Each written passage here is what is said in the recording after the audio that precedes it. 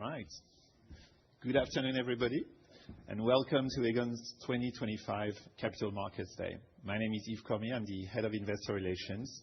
And on behalf of the entire team, I would like to welcome you today in the room and online. Our schedule for this afternoon is the following. First, our CEO, Lard Friese, will present the group strategy, and he will also share the outcome of the review on the potential relocation of the group to the United States. Then our CFO, Duncan Russell, will share with you the details of our financial plans for the coming years. After that, we'll have a first Q&A session with Lard and Duncan. Then we'll have a short break, and then we'll come back to listen to first Will Fuller, CEO of our US business, who will update you on the strategy of Transamerica. And finally, Sean Johnson, CEO of Aegon Asset Management, who will take you through the asset management strategy. And then we'll have a second Q&A session. Before we start, I would appreciate it if you could take a moment to review our disclaimer on forward-looking statements at the back of the presentation. And with that, over to you, Lard. Thank you.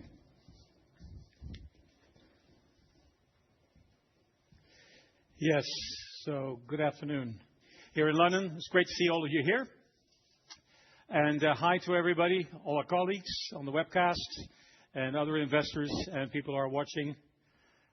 Good afternoon to all of you as well, or good morning, or wherever you are. Sorry to dump so much information on you this morning, so early.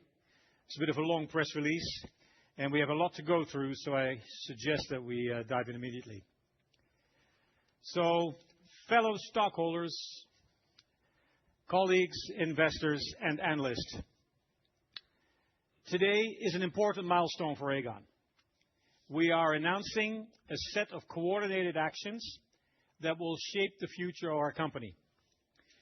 These decisions demonstrate our commitment to progress and our focus on delivering exceptional value to all stakeholders.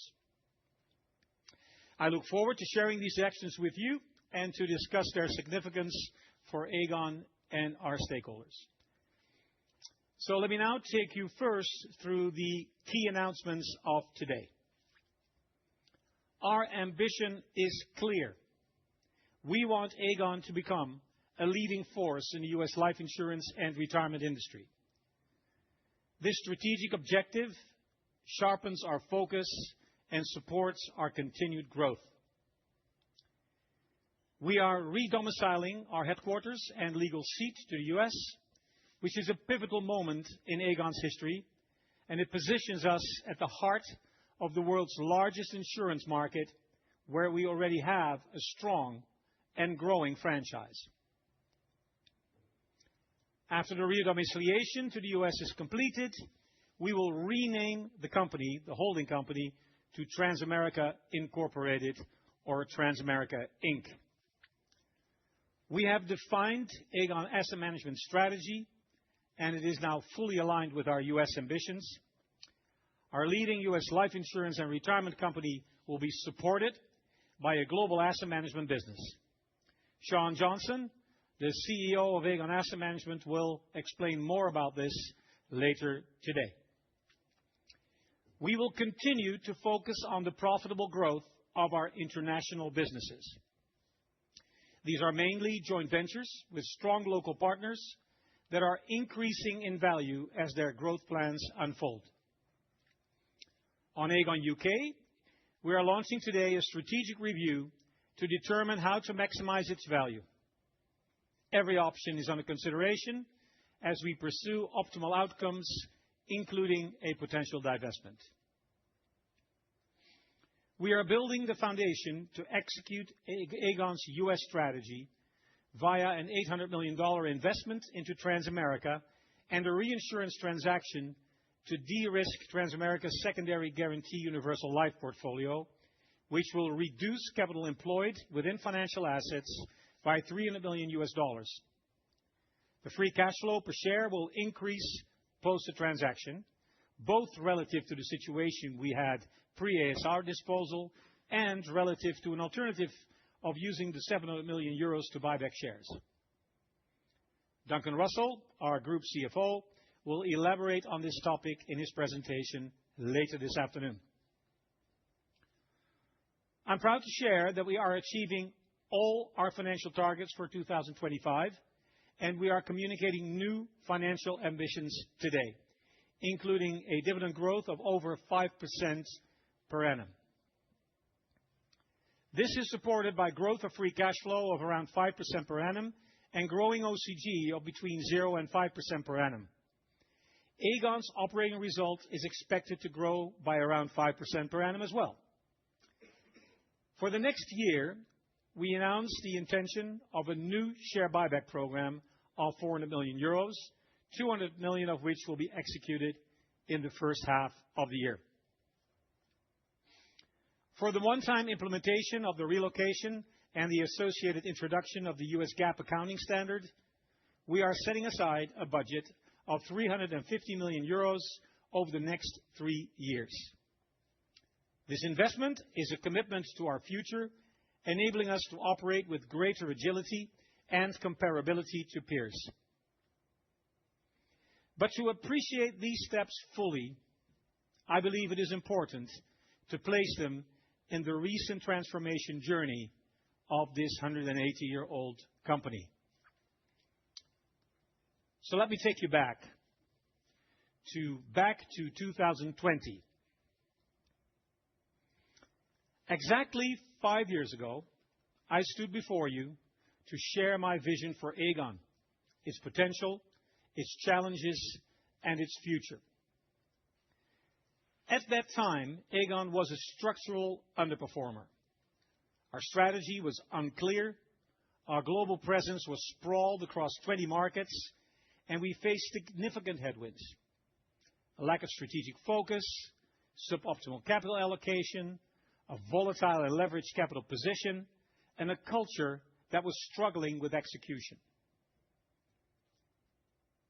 We recognized the need for change. We set out to transform Aegon into a high-performing group of well-positioned businesses anchored by a solid balance sheet, exceptional customer service, and engaged, well-trained employees operating in a select number of markets. Our transformation plan was bold and decisive. We focused on 3 core markets: the US, the Netherlands, and the United Kingdom, alongside 3 growth markets: Iberia, China, and Brazil, and our global asset manager. We reallocated capital on a massive scale.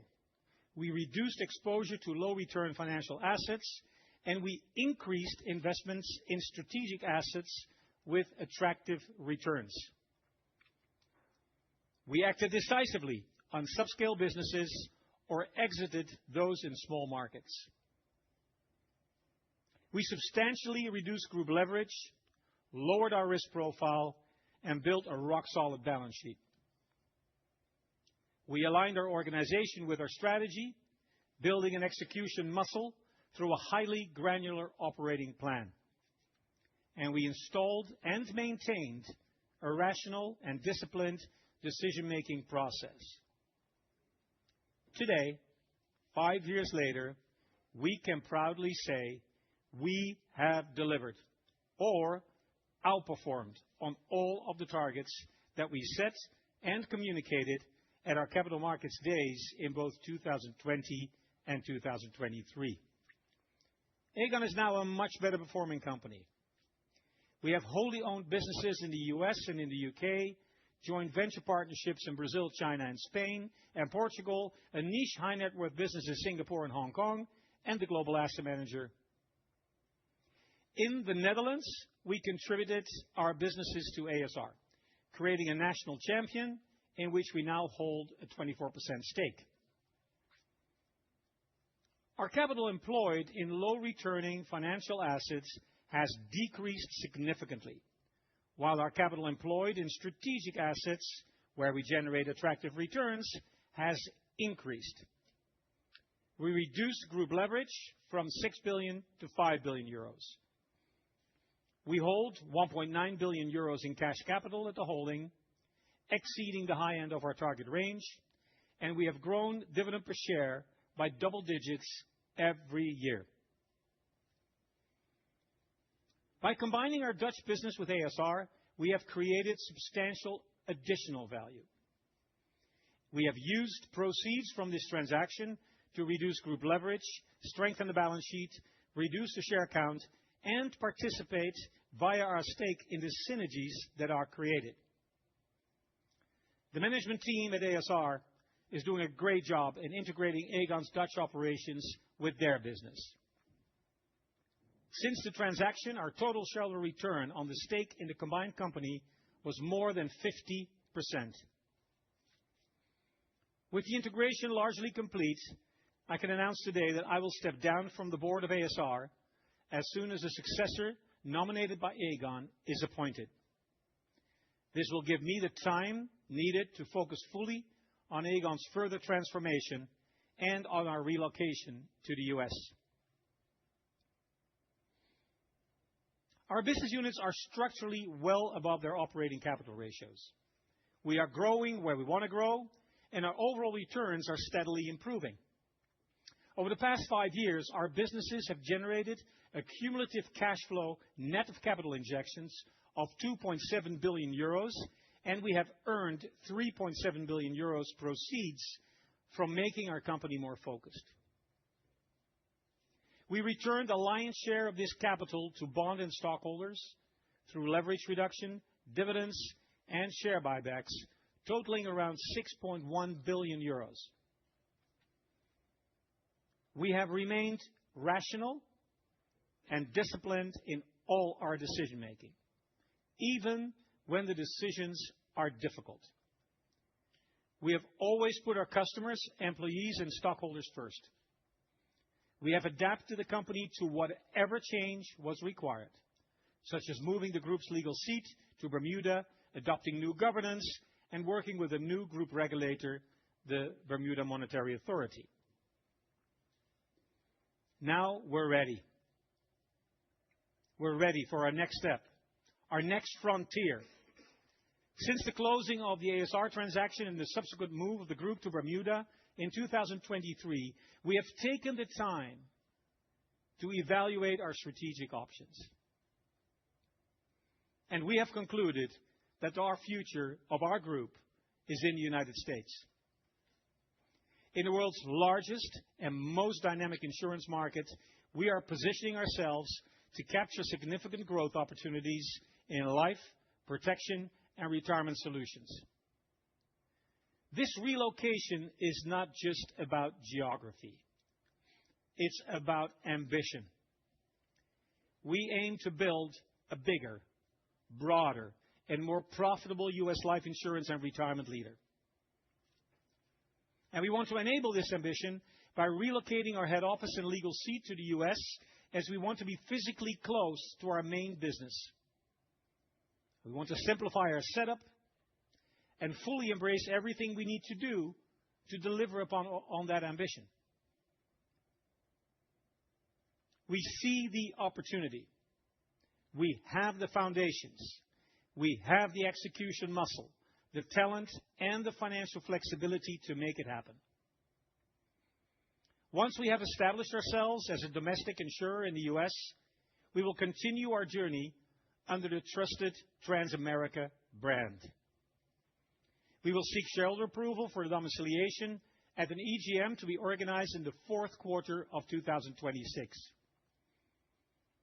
Our largest stockholder, the Vereniging Aegon, the association Aegon, has taken note of the CMD press release this morning and considers the decision to relocate Aegon Ltd to the US as an important and positive step for Aegon. Ahead of the EGM, the association will review and constructively consider any forthcoming proposals in relation to the impact on the association of the proposed relocation to the US. Let me now explain the rationale for this decision and then discuss its implications for our company. So why the US? The United States is the most innovative and vibrant economy in the world, with structural incentives for economic growth. Through economic cycles, the US economy is consistently proven to be more resilient than others. The U.S. life insurance market is the largest globally, and the underlying trends favor our business. People live longer, protection gaps are widening, and there is much more work to be done to help American families prepare for retirement. American families need to save and invest more, not less. Millions of Americans are uninsured or underinsured. More families need financial protection and must ensure financially secure retirement. There is a $7 trillion gap between what Americans have saved for retirement and the amount they will ultimately require. And this presents a significant and compelling opportunity for us. Our customers have a growing and substantial need for financial planning and for advice. Now, with Transamerica, we have a large and attractive business in the U.S., representing around 70% of Aegon's operations. We are a strong life insurance player, a selective annuity provider, a profitable mid-sized retirement player, and we own the second largest retail distribution force in North America with over 92,000 agents. Transamerica is growing, and we've made substantial progress in decreasing financial assets and increasing capital in strategic assets. We are well positioned to serve an underserved and large segment of the U.S. marketplace, average American families and small and medium-sized companies. Our broad distribution capability through our own network WFG, banks, brokerage, and third-party channels gives us unique access. Over the past 5 years, we have built a strong, experienced, and execution-focused management team that is delivering on its plans. Will Fuller, the CEO of our North American businesses, will update you today on our organic plans for growth and value creation in the U.S. He will show you that we are on the path to become America's leading Main Street life insurance and retirement company. We are leveraging our strong brand, our unique customer access points, and our top-tier distribution network to reach more families and businesses than ever before.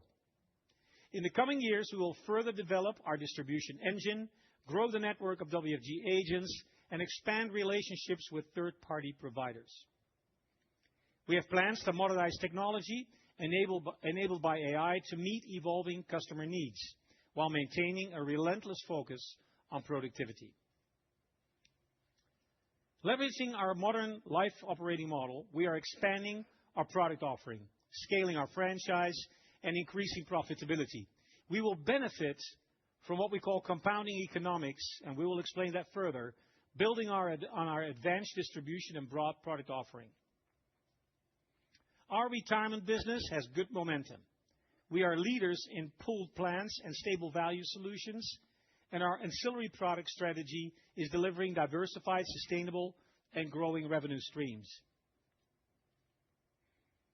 We have taken decisive actions over the past years to reduce exposure to financial assets, including the secondary guarantee universal life reinsurance transaction announced today, which has significantly lowered risk, freed up capital employed, and reduces results volatility. Our disciplined approach to managing legacy blocks ensures we remain resilient and focused on the future. Now, while our focus is on our organic path, we will evaluate inorganic opportunities as they arise, while maintaining the financial discipline and rational decision-making that you are used to get from us. The implications of our decision to focus on the U.S. are profound and are touching three key areas: our portfolio, the organization and setup, and capital management. I will now outline the implications for each area, and I will start with our portfolio. While Transamerica is our core business, we will continue to create value from our other businesses. Aegon Asset Management will outline its strategy in more detail today. It is an attractive, growing, medium-sized asset manager with around 70% of its assets generated from third-party mandates and joint ventures in China and France. We aim to grow Aegon Asset Management's size and margins through efficiency measures, growth, and a shift in mix to higher revenue margin strategies. This is expected to lead to a growing contribution to the group's operating results and steadily increasing remittances. Our UK team has presented its plans to build a leading digital savings and retirement platform in the UK, and they are making good progress. But as mentioned earlier, we announced today a strategic review of our UK business to determine how we can accelerate to maximize its value. And all options are on the table. Aegon's 24% stake in ASR is a testament to our strategic vision and ability to create and maximize value. We will hold this investment until the share price reflects the intrinsic value of the combined operation, or use it as a meaningful part of our financial flexibility when value-creating opportunities present themselves. Our portfolio of international businesses in Spain, Portugal, Brazil, China, and the high net worth business TLB, they are profitable strategic investments that are increasing in value as their growth plans unfold. These businesses, mostly joint ventures with strong local partners, operate in some of the most promising markets in the world. They contribute, as you can see, significantly to our group with steadily growing operating results and remittances. Gross written premiums have grown consistently over the past 5 years. We will continue to support these businesses in their profitable growth plans, built on product innovation, customer service, and expanding distribution. In Spain, we plan to grow the business leveraging the large network from Banco Santander, focusing on servicing our customers with excellence and attractive products.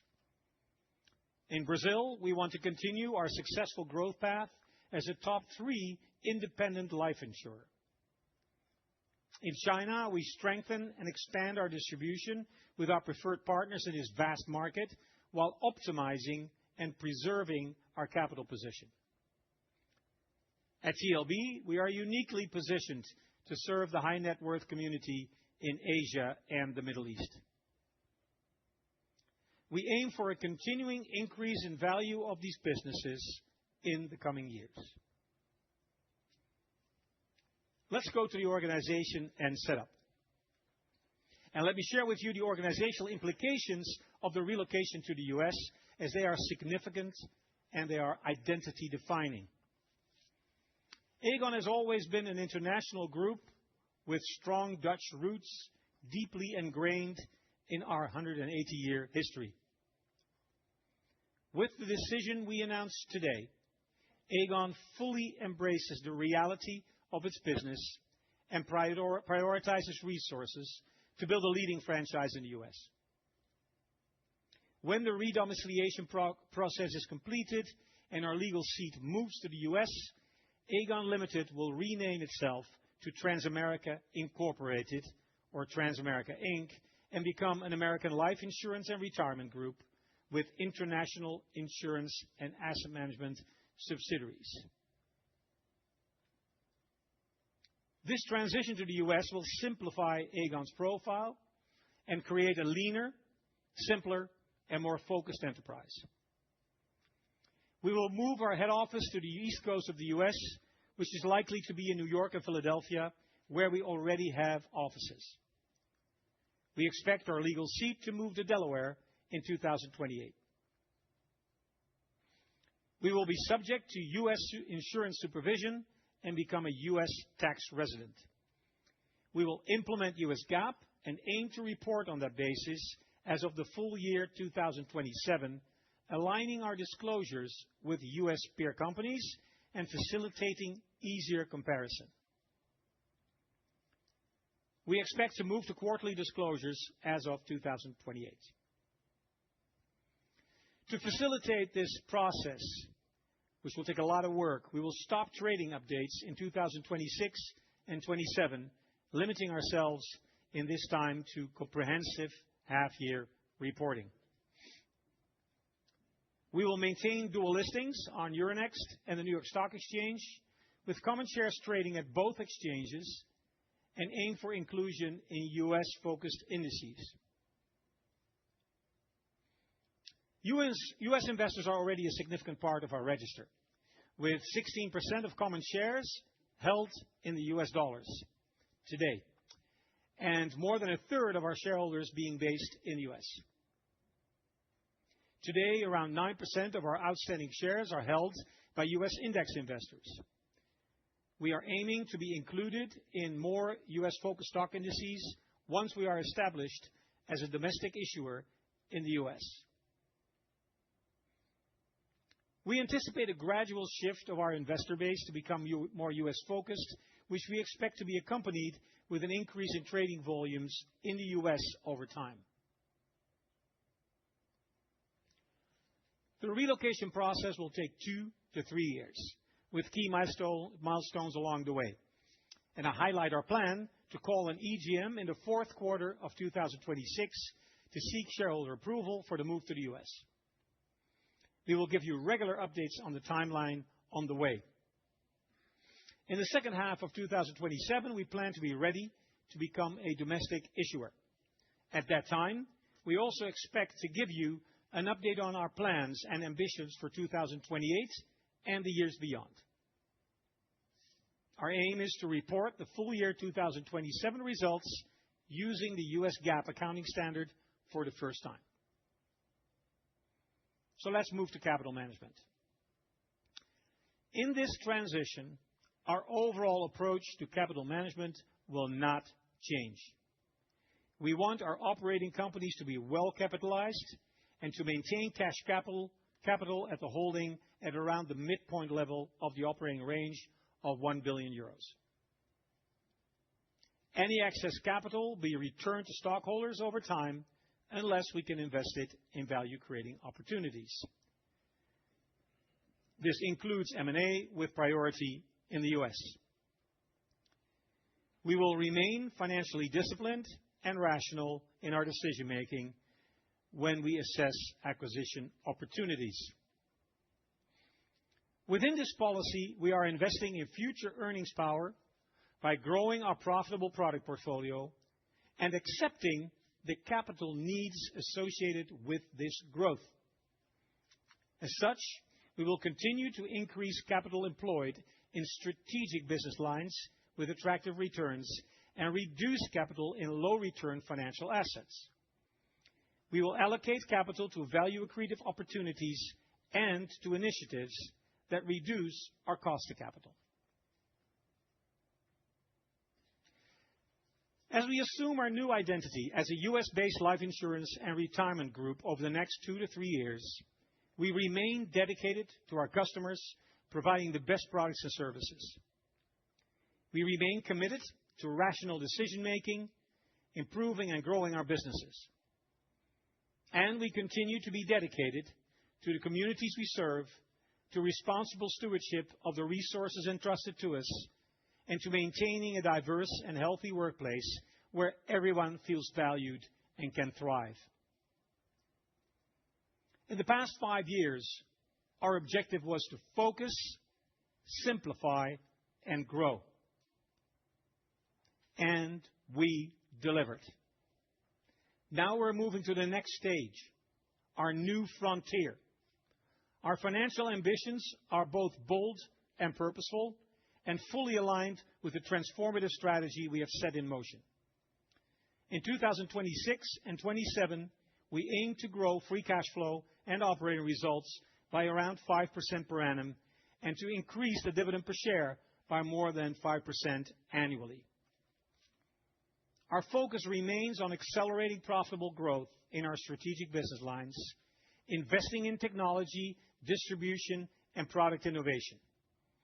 And as we grow our new sales volumes, we accept a higher new business strain, which is expected to result in 0 to 5% growth of the operating capital generation. These targets reflect our confidence in the strength and resilience of our business, as well as our commitment to delivering superior value to our shareholders. And just as before, we will continue to sharpen our focus, to simplify further, to execute relentlessly, and to grow. And by doing this, we are convinced that we can continue to deliver superior returns for our customers and for our stockholders. Now, before I close, I would like to use the opportunity to express my sincere gratitude to our staff, and many of you are on the webcast today. They make it all happen. And I realize that the announcements of today have impact. But amid all the changes the transformation of Aegon requires, our customer service levels continue to improve, and our employee engagement is strong. So stay with us or join us on Aegon's remarkable journey to become a U.S. life insurer and retirement leader. Thank you.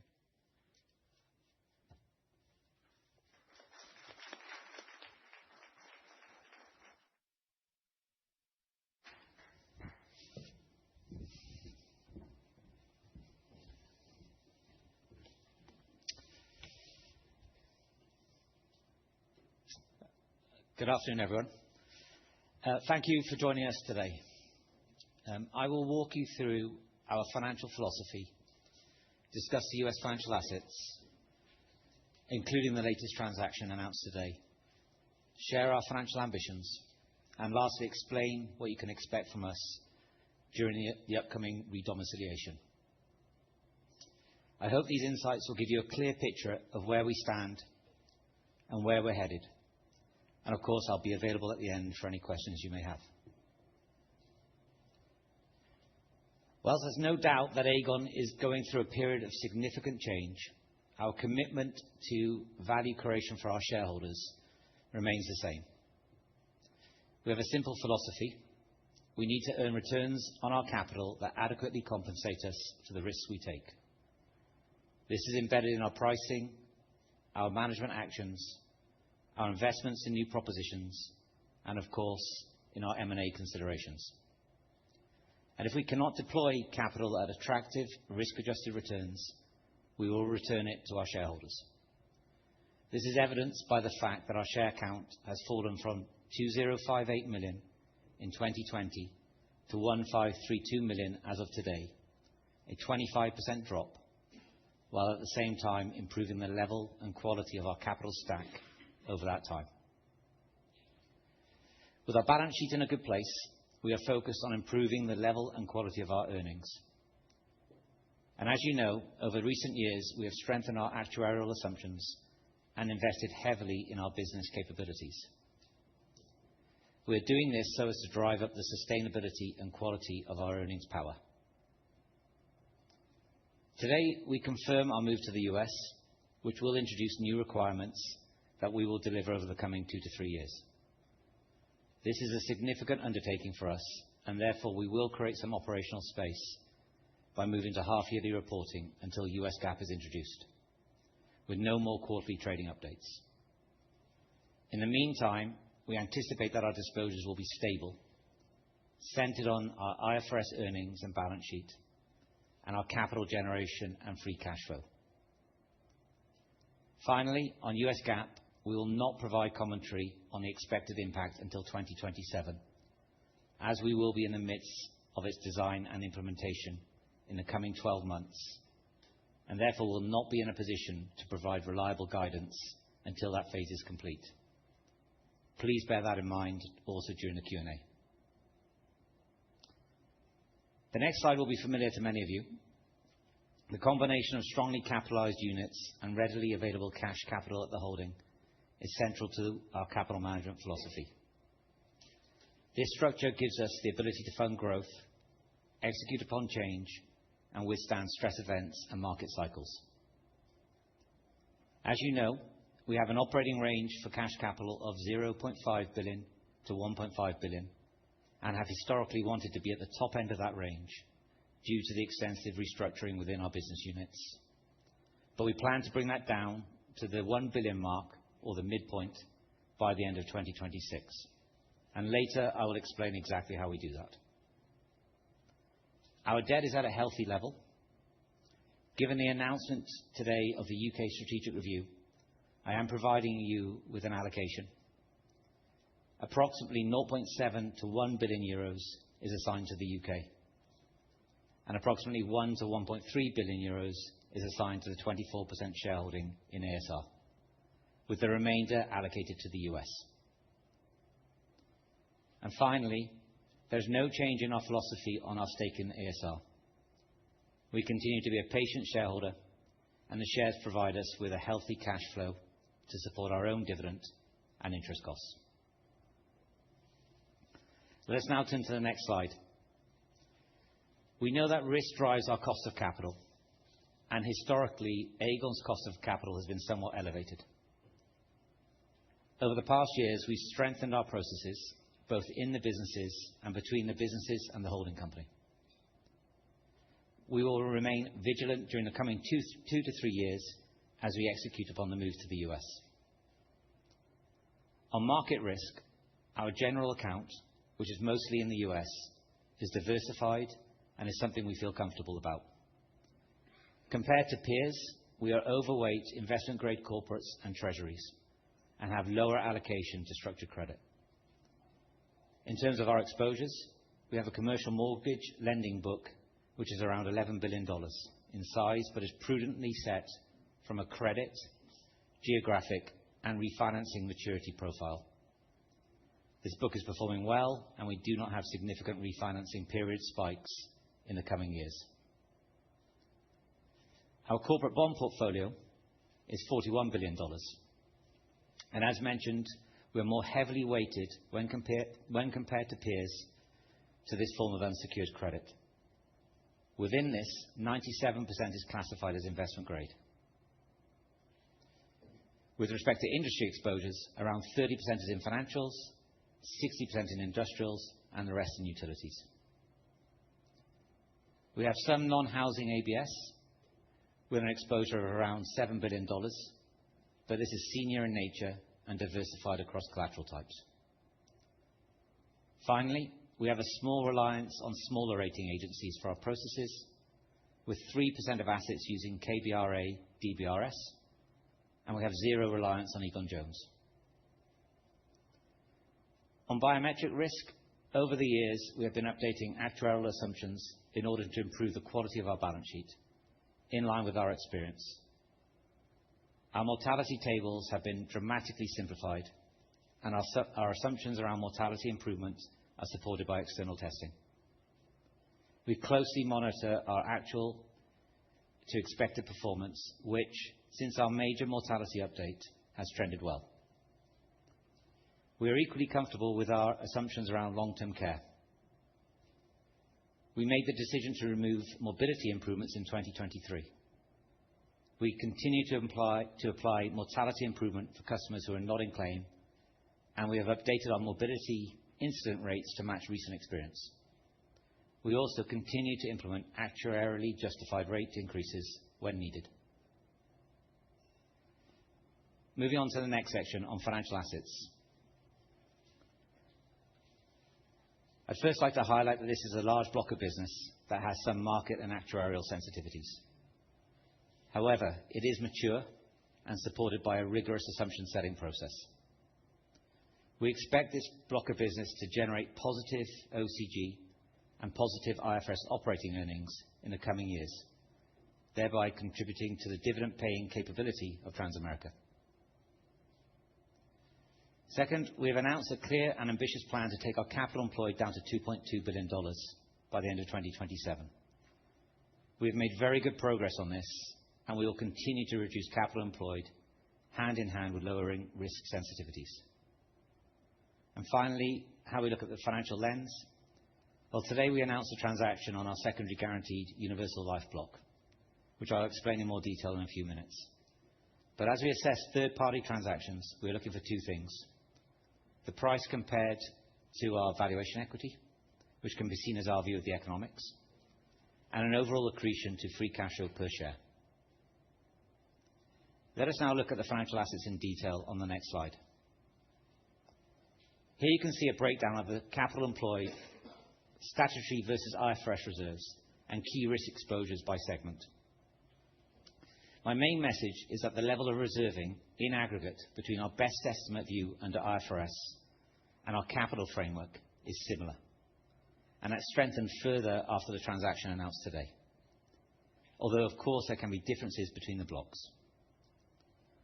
On our capital employed, where we have made good progress in reducing the level over the years, the majority remaining is concentrated in the life block and the long-term care segment.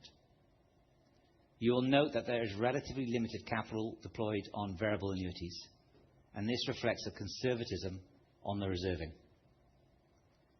You can see that a significant portion of capital is dedicated to supporting long-term care. The capital requirements for long-term care are largely determined by the asset exposure backing these reserves. As our statutory reserves are projected to grow into the early to mid-2030s, we anticipate that the capital needed to support this segment will also rise over time, all else being equal. With the statutory reserves lower than the IFRS reserves for long-term care, something which is relevant when considering third-party transactions, but will reduce over time as we build statutory reserves, we expect minimal OCG contribution from this block of business, although continued positive IFRS earnings. The capital needed on the life side is also driven by the asset exposure, but here we would expect a gradual reduction as the book naturally runs off. Post the transaction announced today, the overall statutory reserves are aligned with the IFRS best estimate, and earnings emergence will therefore be driven by the claims profile.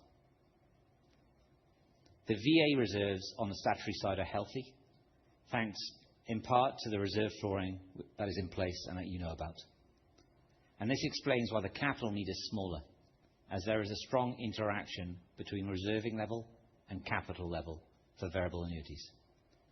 For example, should markets correct by 10%, then the capital employed would be expected to increase by around $150 million, and the reserves would fall by a similar amount. So for VA, capital and reserves need to be looked at hand in hand. And you are aware of the thorough hedging approach we have on the variable annuity book. This is managed by a well-established team with decades of market experience. Pro forma of the secondary guarantee transaction we announced today, our capital employed stands at $2.7 billion, and that is ahead of our 2025 target of $2.9 billion. Later today, Will Fuller will cover the numerous actions we have taken to reduce our exposure in financial assets over the years. So let me now walk you through this transaction. We've reinsured our secondary guarantee universal life contracts and removed $10 billion of net face value from our legacy life blocks. Consequently, we have now reinsured approximately 80% of the gross face value of our SGUL portfolio. This block, as you know, has historically been a drag on OCG for Aegon and causing volatility.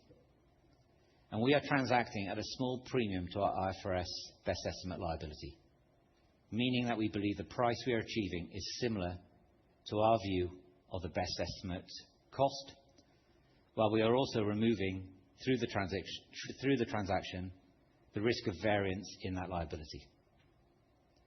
You can see this on the charts with a small hit to valuation equity of 0.1 billion. Next, we have the impact from the difference between statutory and best estimate reserving, which when combined with the release of required capital explains a hit of 0.2 billion. As mentioned, this block has significant reserve financing in place at the statutory level, common in the industry, and is a reason why we have had a large negative drag on OCG.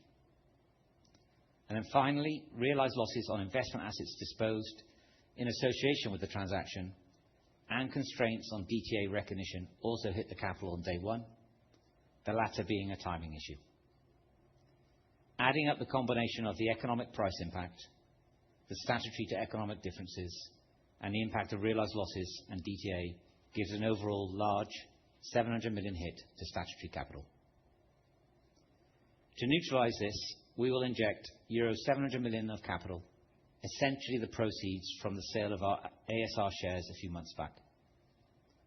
On this injection, we expect additional OCG and remittances to the group of around $75 million per annum.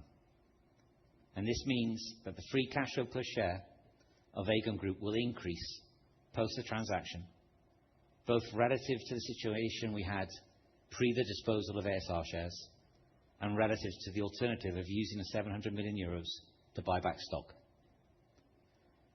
The combination of dealing with legacy issues, improving Transamerica's balance sheets and cash flow quality, and increasing the free cash flow per share of Aegon while removing tail risks for a price comparable to our best estimate makes this an attractive transaction for our shareholders. Let me now turn to the next section, where I will share our financial ambitions during the transition period. We will focus on 4 key metrics to drive our financial performance. These are IFRS operating results, OCG, free cash flow, and dividend. Our forecasts are built upon individual business unit run rates that we have given for 2025. We have then adjusted these run rates for the impact of the SGUL transaction and aggregated them using an assumed euro to dollar FX rate of 1.20. We then apply the expected growth rates across the businesses, and these determine our group ambitions. For Transamerica, our starting point is the 2025 run rate pro forma for the SGUL de-risking transaction. Starting with IFRS, in the first half of 2025, I provided you with an operating result guidance of 700 to 800 million for the half year, which is equivalent to $1.4 to $1.6 billion for the full year. The operating results are expected to grow by around 5% per annum, and this is not impacted by the deal. This growth is driven by underlying growth of our strategic assets, which are forecast to grow by more than 5% per annum. And this will be shown in Will's presentation later. And this means that as the financial assets run down, the overall business growth rate is expected to increase, as the financial assets have a slower rate of growth than the strategic assets. For operating capital generation, the quarterly run rate of $200 to $240 million for 2025 is equivalent to $800 to $960 million for the year. Pro forma of the $75 million uplift from the SGUL transaction, this results in an annual run rate of $0.9 to $1 billion. The OCG growth rate of 0 to 3% reflects our investment in new business growth in line with the strategy to date. On remittances, the $675 million pro forma run rate for the SGUL deal is expected to grow at around 5% per annum, unchanged from the previous guidance at the 2023 Capital Markets Day.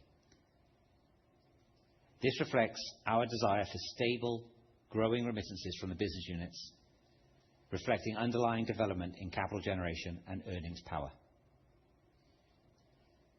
Moving to the other businesses on the next slide.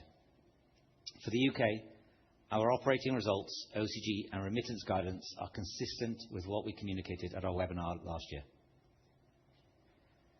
Sean will outline the strategy and financials underpinning the asset management business, which is expected to show steady growth, coupled with remittances growing by more than 5% per annum.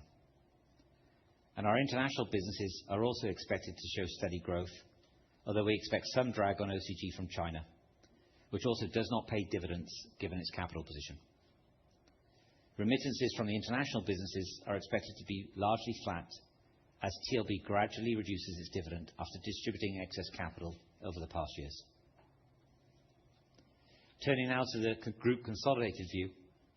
As mentioned, we have rebased all of our numbers for both the SGUL deal and an assumed euro-dollar FX rate of 1.20. In this context, we expect our operating results to grow by around 5% per annum, OCG to grow by around 0 to 5%, and free cash flow to grow by around 5%. And this means a growth in dividend per share of more than 5% per annum. Moving to the next slide, I would like to confirm that we are on track to deliver our cash capital holding target of €1 billion by the end of 2026. To support this, we have today announced an intended 400 million euro share buyback for 2026, of which 200 million will be completed by the end of the first half. Now, slide 34. I would like now to move to the last section of my presentation on the implications of our relocation to the US. The relocation is a major piece of work for Aegon and is something we will navigate with prudence. We anticipate one-time implementation costs of around 350 million euros, driven by the US GAAP implementation and restructuring of our head office in the Netherlands and building up a head office in the US.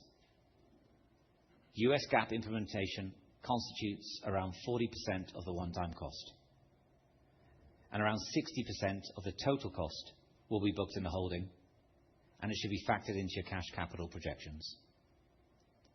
Post the relocation, we expect overall cost neutrality on a run rate basis.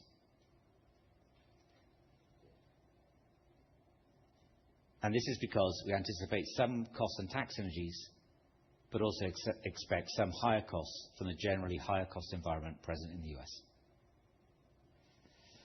On taxes, we do not anticipate any material tax liabilities emerging from the relocation. And on our debt, no refinancing is required because of this move, and we will continue to assess these on an economic basis. That means, put simply, we will compare the cost of our debt versus what we can achieve in the market if we were to issue new securities. And there could be some different tax treatment on certain instruments which may factor into this economic assessment in the medium term. On regulatory oversight, this will likely shift to the Iowa Insurance Division, and under US Group supervision, we do not expect a public group solvency ratio or regulatory intervention level. And that brings me to my concluding slide. With the SGUL transaction announced today, we have strengthened our balance sheet, improved our risk profile, and created a cash accretive position for our shareholders. Our financial ambitions for 2026 and 2027 are clear, and we aim to grow our operating run rate by around 5% per annum, grow OCG run rate by 0 to 5% per annum, grow free cash flow run rate by around 5% per annum, and finally increase our dividend per share by more than 5% per annum. And with this, I will hand back to Yves for the Q&A. All right.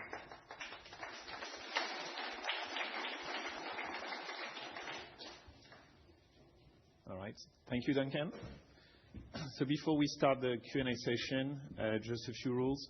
The Q&A is for the people in the room only. Obviously, people online can listen in. I'm going to ask Lard and Duncan to join here at the table. I'll be moderating the session. If you want to ask a question, you can raise your hands. Perfect. And my colleagues must be around with microphones, so speak in the mic, please. So we can start with Cor. Yeah, good afternoon, Cor Kluis, ABN AMRO. Although, thanks for the presentation and an intensive morning with so much information. A couple of questions. Maybe first question is about the cash at holding. You now are targeting mid-end of the range by the end of next year. However, the company is changing a lot. You reduced the risk a lot by injecting and doing the transaction in the US. And also the move to the US, where the US will be the key base. Might it be possible that at a certain moment you go lower than the 1 billion targeted range? And what is required to go to a more normal level, given the interest and holding cost? It's quite good coverage ratio if you would have 1 billion there. So that's the first question. Then the second question about the UK, the decision to revise the options, including a potential sale. How far are you? How do we have to now? How did you come to the conclusion? And when might, if a sale, which you put on your own slides, would happen? What's the timing of that? Is it in mid next year or 27 kind of moment for that? And the last question is about the growth in the US. Of course, if you look to the top line, you talk about 10% growth, 15% growth for protection. Well, if we look to the OCG, it's more 0 to 5, dividends 5%.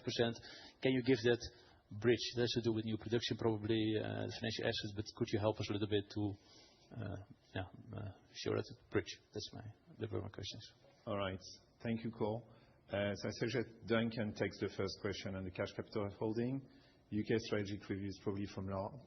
And growth in the US can start with Lard, and Duncan can add. I'll do that. No, you'll do that. Perfect. Shall we go first? Yeah, do you want me to go first? Or what? Okay, so first the UK. I want to make one thing clear first. When we launched the review of the UK, this is about the advisor platform business, about the workplace business and the insurance business. This is not the asset management activities in the UK. So again, the asset management activities in the UK are not part of the strategic review. That's number one. Number two, the reason why we took the decision to have this review is that we said, moving to the US and being very clear in our ambition. We're very clear in our ambition. We want to move it. We want to move our head office and the entire company to the US. Rename the company Transamerica. Why? Because we believe the US market has a huge amount of opportunity. We want to lean into that reality. We want to support Will Fuller and his team optimally in growing his business profitably, and that's going to require a lot of our focus, including the move itself and making sure that that is done in a good way. So then we reflected and said, okay, if you look at the UK business in the scope that I just mentioned to you, they have announced their plans at their teach-in in 2024. It's a big transformational effort. So why don't we use this moment to say, take a step back and ask ourselves, how can we find ways to accelerate or to maximize the value of that UK business? And given the additional focus we're going to have on the US, is this not the right moment to take a step back and have all options on the table, including a potential divestment, and enter into that review? We decided to do that. That review is launched today. So from now on, that review will start to take place, and we expect that review to be concluded in the first half of 2026. Okay. On the cash capital, so in my speech, I mentioned that the purpose of the cash capital is to cover potential market stress events, allow us to manage through cycles, and to take advantage of any opportunities. And historically, we've wanted to be at the top end of the 0.5 to 1.5 billion range because we're going through quite a lot of change. And we brought it back down to the 1 billion as we've executed upon quite a lot of restructuring. The next couple of years, we're also going to go through quite a bit of restructuring. So I think it's likely it will remain around the midpoint for the next restructuring phase. But thereafter, there may be potential to bring it down further towards the bottom end. Oh, and the second question was, how do you reconcile it? Okay. So how I think about it is the earnings power of our businesses are going to, take the US as an example, will grow by around 5%. Within that, as you noted, the strategic assets are growing quite a bit faster, around the 10% sort of range. And the financial assets are shrinking. And that's how you get to the 5% in terms of earnings power, underlying earnings power. Over time, because the strategic assets will become larger and the financial assets become smaller, that means that 5% sort of earnings power for the business should increase mathematically. As we move from earnings power to OCG, there's one major difference, which is the treatment of new business. And in the near term, because we're going to continue to grow our sales, both in the life business, plus in some of the new products we launched since the 2023 Capital Markets Day, such as Riley. And we have a slight technical topic, which is lower aggregation benefit than we've had in recent years. That means that the underlying earnings power of around 5 is going to come down to between 0 and 3 on a capital basis. And our targets are only for the next 2 years, so it's really a short-term guidance. Over time, that should converge, obviously. And then the remittances, we were trying to keep it a bit more stable, and we weigh up earnings power plus capital generation. We feel confident we can keep at around 5% growth for the remittances. Right. Michael? Three, beg your pardon. Free cash flow per share, Sleeping Beauty, and maybe a little bit more insight into the risk implication of the 10 billion deal. Sleeping Beauty, so you're giving up, not me, but Core, Farouk, and all these other guys, really clever questions. Your financial discipline, I'm sorry to say, will drop. It's a fact. You will not have market questions for 2 quarters of the year. And I don't understand why you would take that risk. I see that as a risk when effectively, for now, you're getting it for free. So that's my criticism today is you're effectively letting go of 2 reporting periods a year where you really do get a free ride from us guys. The second guy, and you might not think that, but I know that consultants charge a lot for what we do. The second is on free cash flow per share. Can you say, when I had my call with your wonderful team this morning, the starting point remained the same as 0.8 billion. So I can't see how free cash flow per share is increasing. And you might say, well, it's a technicality of the exchange rate, but the figure itself hasn't changed. So I'm struggling to reconcile that. And the last point, could you go through in detail the de-risking benefit of the transaction? Okay. Shall I take? I'll take all 3. No, Michael, I share your. It's not an easy decision to give up quarterly trading updates. We need to do it for the next 2 years because I do agree with you. It's a good discipline, and we debated this heavily internally. But the reality is, the amount of work we need to do to execute upon a new accounting system in the space of only 2 years, and restructure a corporate center in the Netherlands and build up a new one in the US is significant. Yeah. And the reality is that's heavily weighing on the finance community within Aegon, and I needed to create some space. So the lesser of the 2 evils was to prioritize the execution, which must be done, whilst also delivering our normal must-do audited numbers. And unfortunately give up spending more time with you, which is not an easy thing to do, Michael. Then on your next question was a free cash flow. So what we were referring to there is the transaction. So and the mental models. This is not the only lens we looked at the transaction, right? So the primary lens we looked at was, is the price we're paying for the SGUL reinsurance consistent with our view of the economics? Hence, and that was the 0.1 at the top, and we felt that was in the range of consistent. Then, depending on the type of blocks, and this is a block which had, for the industry, has had a particularly bad history on both mortality and for the industry and ourselves, by the way, mortality, policyholder behaviour, and is also heavily financed, heavily reserve financed. In this particular block, there's quite a large gap between the reserves we needed to hold under a capital basis and our economic view, and that explains part of the hit. And then what we did was we said, well, if we need to inject capital, what do we get back for it? And we compared the return we were getting on that capital injection with our alternatives, which, if you go back 6 months, would have been keeping hold of ASR, or alternatively monetizing ASR, reducing our share counts, but not getting the free cash flow uplift. And when we weighed all that up, also in the strategic context of the announcement today, plus also a desire overall to strengthen and continue to improve the quality of earnings power coming out of Transamerica, we felt this was in the best interest of our shareholders. Coming back to the de-risking, as I mentioned, this has been a problematic block in the past. Broadly speaking, what are we removing? We're removing mortality variance and mortality exposure. And secondly, we're removing policyholder behaviour and policyholder variance. We're fully removing those things.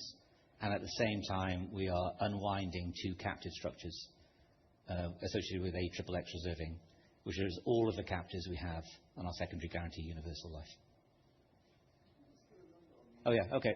So in terms of sensitivity, roughly a 5% mortality shock. If you look at our IFRS disclosures, which I think is the best way of looking at this, the 5% mortality shock will reduce by around $40 million. And it's in the analyst presentation. And similar sort of gearing for policyholder behaviour. All right. Farouk? Hi, thank you very much. I've got questions around the financial assets. So when I look at slide 28, you're mixing kind of an IFRS effect and a statutory effect. So that's the slide where you're showing the injection of the 800 million versus the impacts. So the statutory impact is kind of $600 million. You're injecting 800 million. I mean, you're quite materially improving the capital position within the US. So I'm just kind of wondering why you couldn't have done a little bit of both, right? So you could, if you stuck in 600 million to cover the statutory impact, you still would have created additional capital ratio and would have thrown the market a little bit of a toy in the shape of a buyback. So I'm kind of wondering why you did that. That's kind of question one.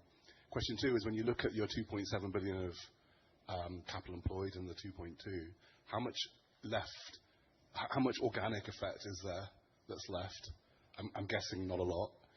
And if we take potentially external or third-party transactions that you could do that might be on the table, given what's left and what you've done, is the capital required versus the capital reduction ratio similar? Like right now, you're sort of using double the amount of hit to capital to get a 300 million reduction. So it's like a 2-to-1, slightly higher than 2-to-1.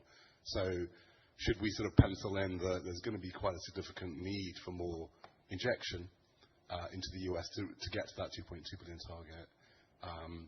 And then finally, sorry for these very horrible, complex questions, but you did throw a press release at us this morning. It was very complicated. So I feel I'm justified, vindicated. But It was a lot. Yeah, it was a lot. But when looking at those books that you talked about in the financial assets and the capital employed, I just want to get this right. It sounds like in VA it's kind of small but volatile. So long-term care obviously is an issue, but you need to find the right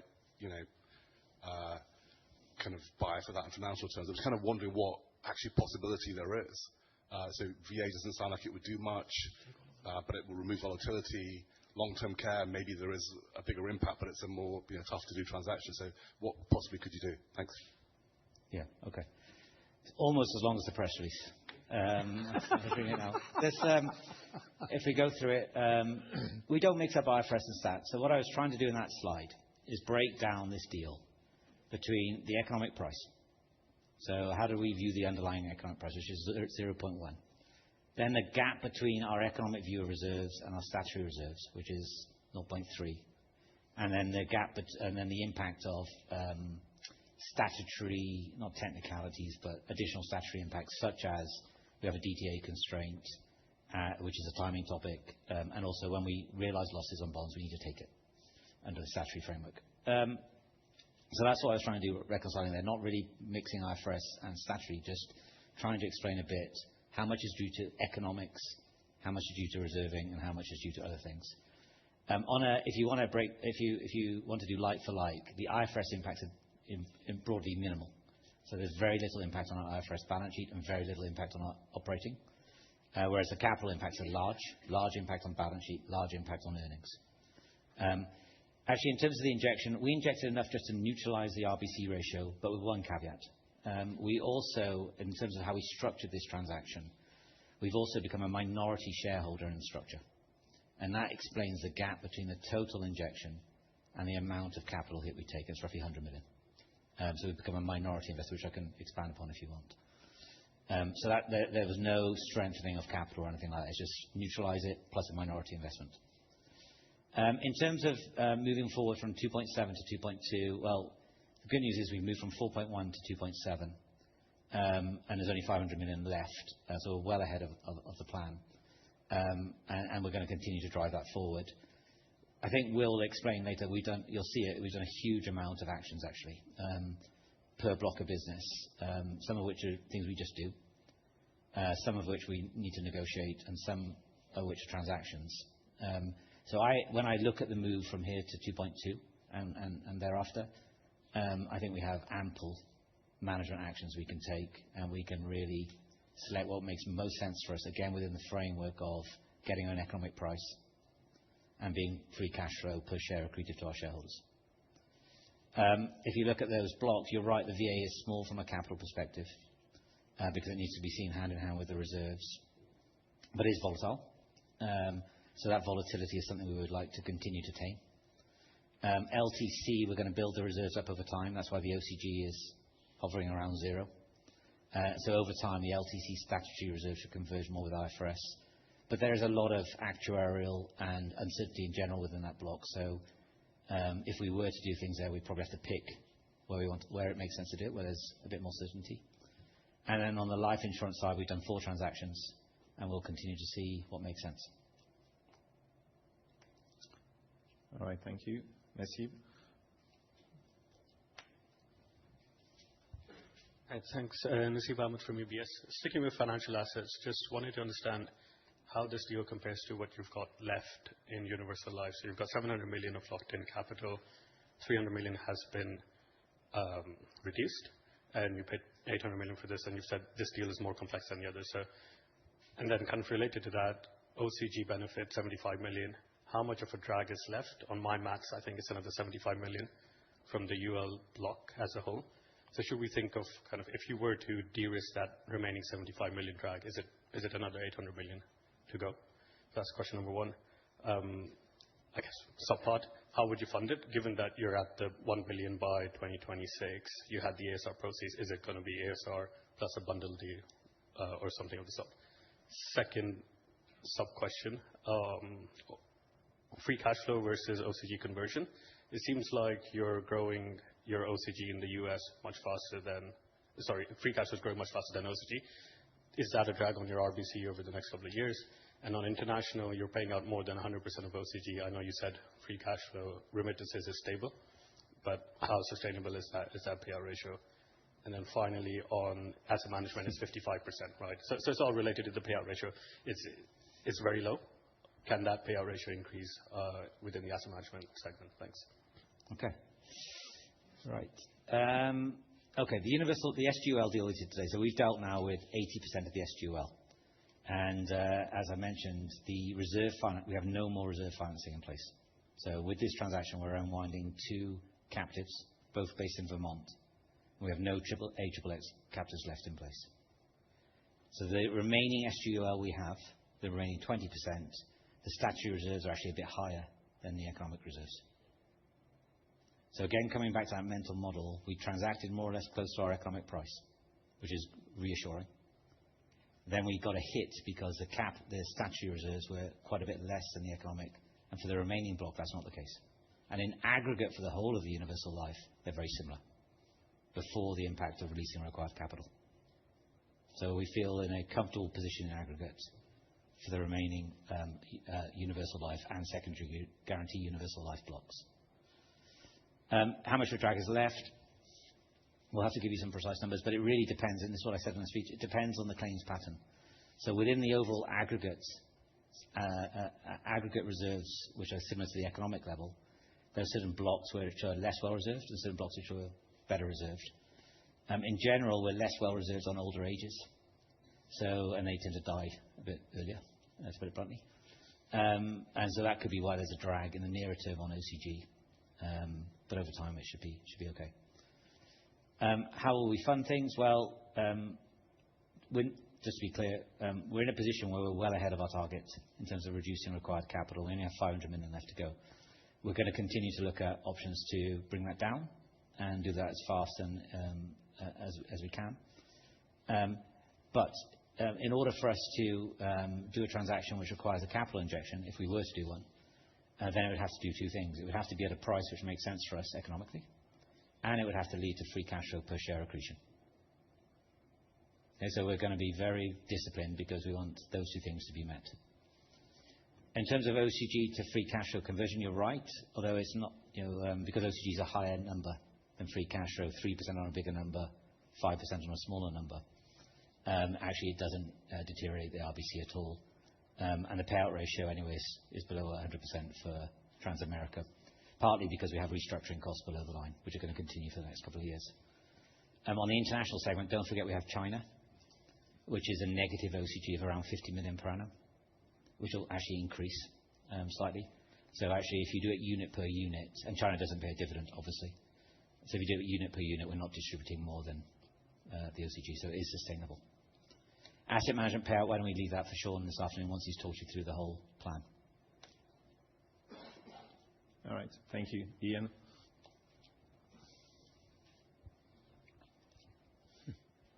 Hi, Ian Pearce, BNP Paribas. The first one, sorry, just coming back to financial assets. So with the LTC guidance sounding like minimal OCG and the reduction in the ULSG, it sounds like the two big drags on OCG and the financial assets are basically converging towards zero, or hopefully towards zero. And in the past, you've given a sort of split between financial asset OCG and strategic asset OCG. I'm just wondering if you could talk to us a little bit about that, because it sounds like the financial asset OCG should be going up quite a bit versus previous expectations. The second one is just some clarifications around transaction costs and what the actual transaction costs you see in 2027 in the OCG and in the free cash flow, and how we should think about that in terms of sort of taking those out of the targets. Thank you. Okay. In the financial assets, so I said today that we expect positive OCG from financial assets. I think in the past we gave 100 to 200, probably going to remain in that sort of range in aggregate. We're going to continue to take management actions because we want to bring that capital employed down, but even post those management actions, we expect to keep the OCG in a positive state and probably in the range of 100 to 200. Transaction costs, not entirely sure what you mean. Do you mean the overall cost of the move to the US? Yeah. Yeah. No. Below the line. Free cash flow, yes. No, not free cash flow. Cash capital, yes.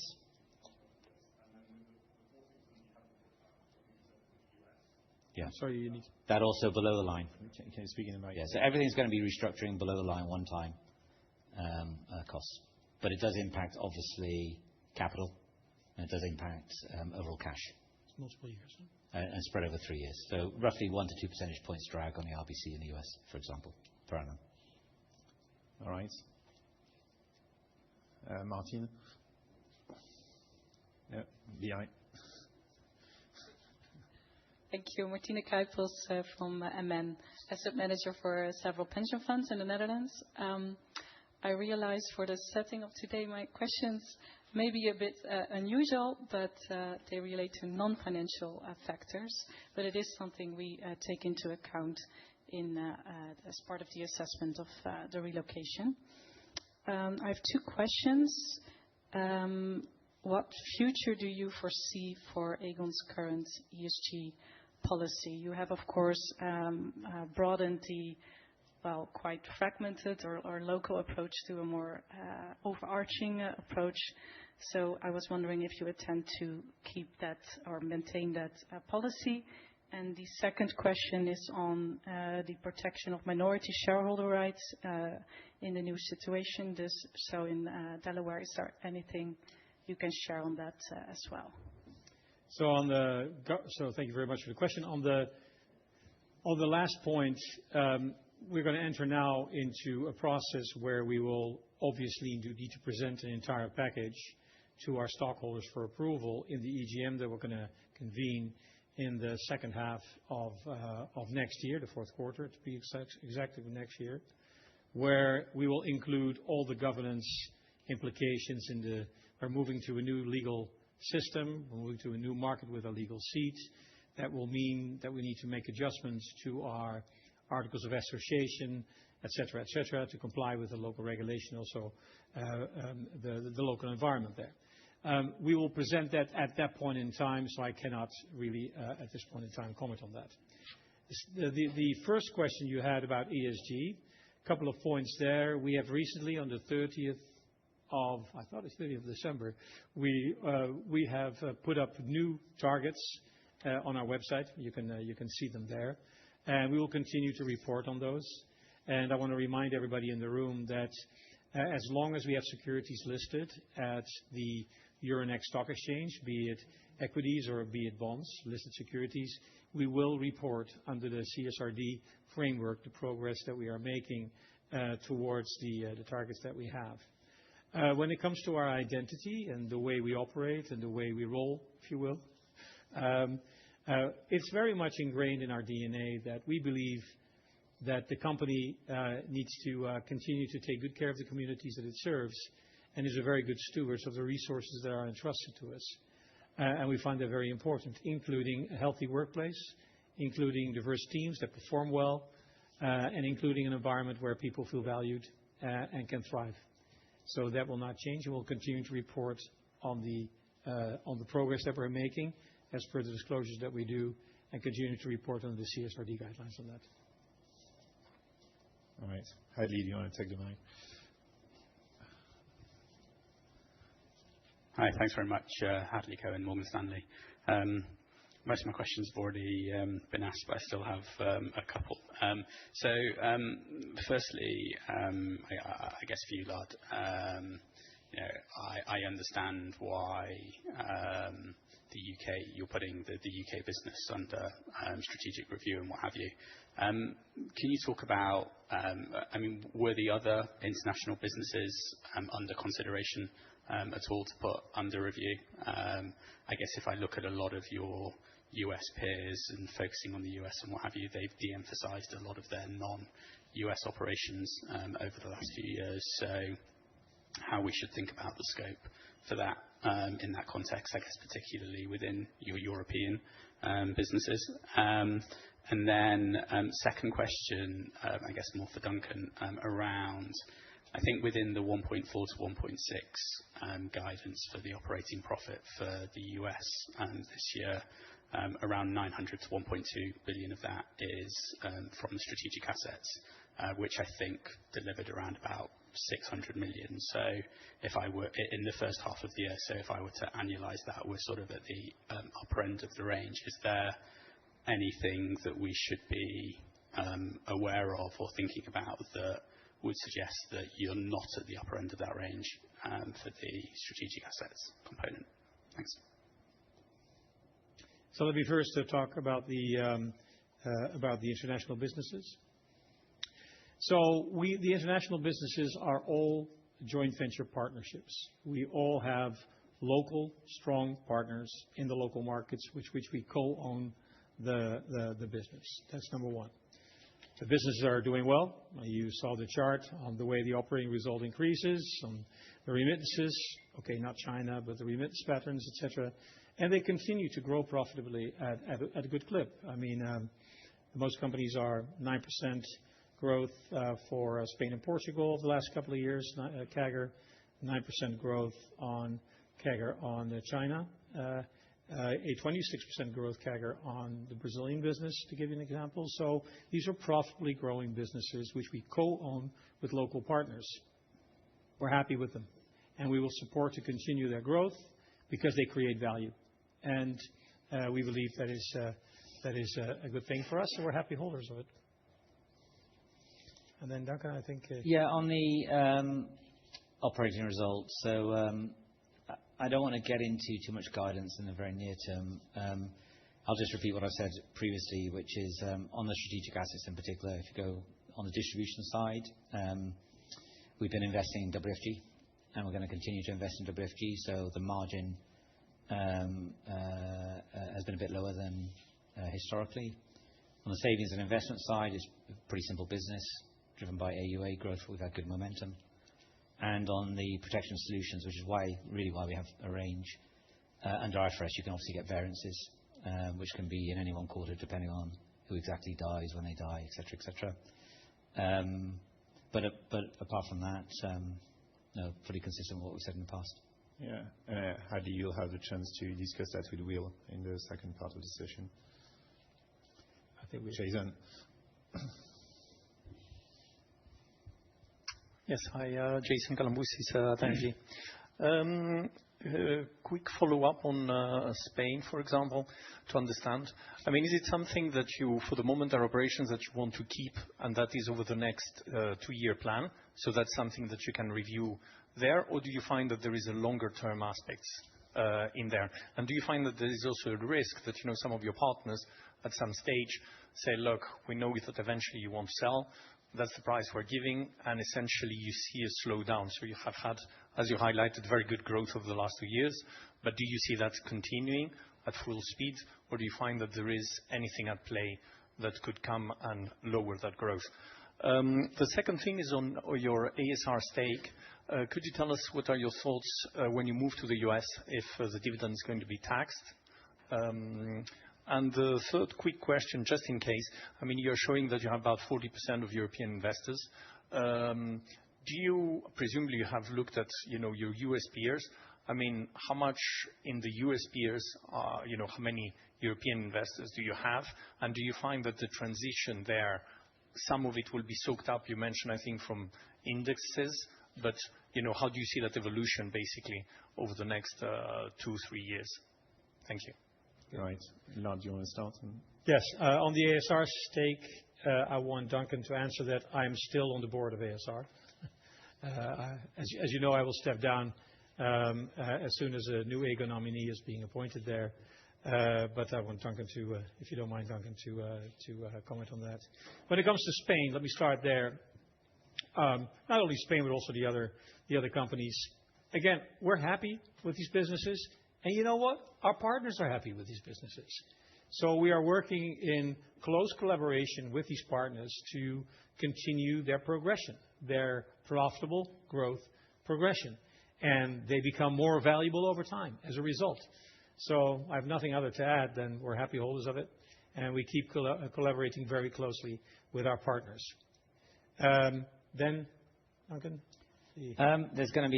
There could be tax implications for the ASR shareholding. There's going to be, I think, a host of tax items we have to work our way through. Main point is that net, we don't anticipate an overall impact on our tax liabilities or run rate tax costs.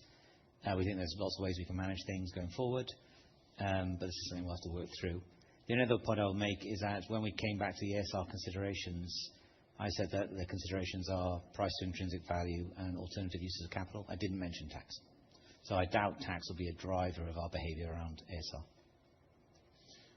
Then on your final question, and maybe you want to add to my I will start, Duncan, and maybe you want to add to that. So the way how I see this will work as we relocate to the U.S., we will continue our listing at the 2 exchanges. Therefore, there's currently Amsterdam Euronext is where most of the volume is being traded. What we expect is that as we move our legal seats to the U.S., we will have the coverage will likely switch to analysts in the U.S. So there will be much more coverage from the sell side in the U.S. That's number one. Number two, we will, of course, we are already doing a lot of road showing and a lot of investor coverage. The IR team does that. Duncan and I do that very regularly, and we will continue to do so. But as the entire company moves to the U.S., as we will assume the name Transamerica Inc., as we will focus very much on the growth of our U.S. franchise, as the coverage will shift at a certain point, as we will have much more opportunity and many more debates and dialogues with investors. My expectation is that over time, you will see a shift in the stockholder base for that reason, and you will also likely see a shift in the volumes and where they are being traded. And then over time, we expect that the so-called primary listing, which is often assigned colloquially to where the volume is highest, will likely be in New York over time. But that will be a gradual process. And we keep the two listing destinations as they are, so shareholders can continue to trade at both locations. Anything else to add, Duncan? No. Okay, good. Okay, Farquhar. Hi, Farquhar, Autonomous Research. 3 questions, if I may. Firstly, on kind of building a bigger, kind of broader, more profitable business in the U.S., I just wondered if you think organically that's where you want it to be at the moment, or might there be a need for kind of inorganic options around that? And maybe more at the group. Obviously, I'll ask the same question later to Will directly. But more also at the group level, in terms of, you mentioned kind of prioritizing financial flexibility towards the U.S. Could you maybe give us a sense of what that's going to mean in practical terms, particularly when it comes to selling the ASR stakes, if you do more from here? Secondly, maybe a detailed question, just on the debt allocations you've allocated to the U.K., etc. Could you just maybe give us a bit of a sense of the methodology behind that? And then finally, on Aegon Vereniging, in terms of transposing, can that be transposed with the existing kind of share classes and options to an SEC listing? I just wonder what the practicalities of that might be, and also the mechanics around the proposals and considerations that will come with regards to that at the AGM in due course. Thanks. All right. Should I do debt allocation first? Yes. Well, you can do that. You do debt allocation first. I'll do that first. So We wanted to give you the debt allocation because of the announcement around the strategic review, obviously. How we looked at that is we compared earnings power and equity, so both balance sheet and earnings. What you'll notice is that the allocation of debt relative to equity or valuation equity is broadly comparable. There's slightly more debt allocated to the U.K. on an earnings basis, but on an equity basis, it's broadly comparable. We didn't allocate debt to asset management or the joint ventures. Asset management businesses don't carry much debt, and the joint ventures aren't 100% owned. We didn't do that. Okay. On the two other questions, let me start with M&A.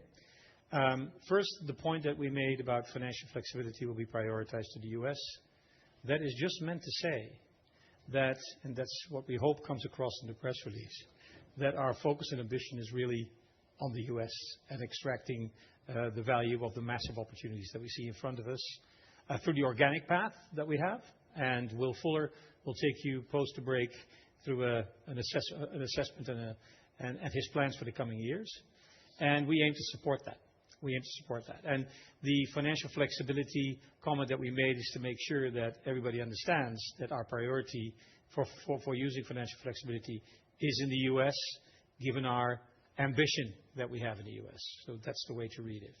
When it comes to M&A, our path is always, and that does not change, we are always focused on our organic growth opportunities. We believe, and will discuss that after the break, that we have a franchise that has returned to growth, has unique capabilities and access points to large underserved parts of the U.S. marketplace.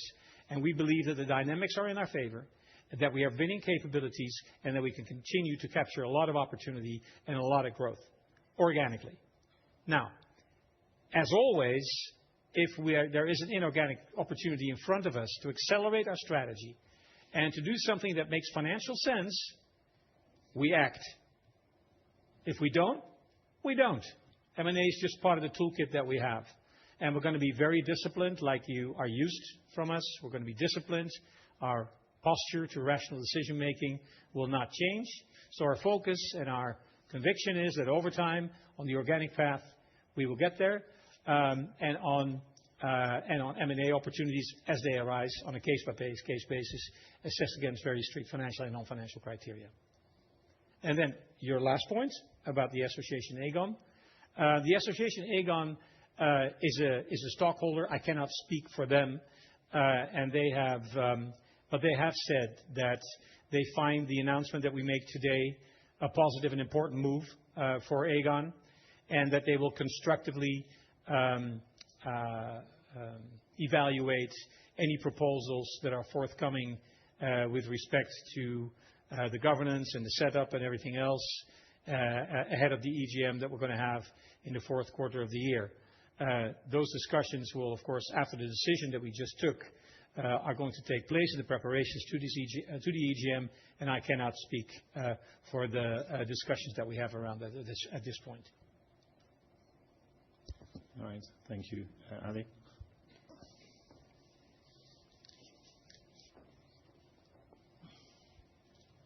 Maybe a follow-up on the comment and on the inorganic opportunities, right? How we should kind of like think about the targeted kind of like return on investment, right?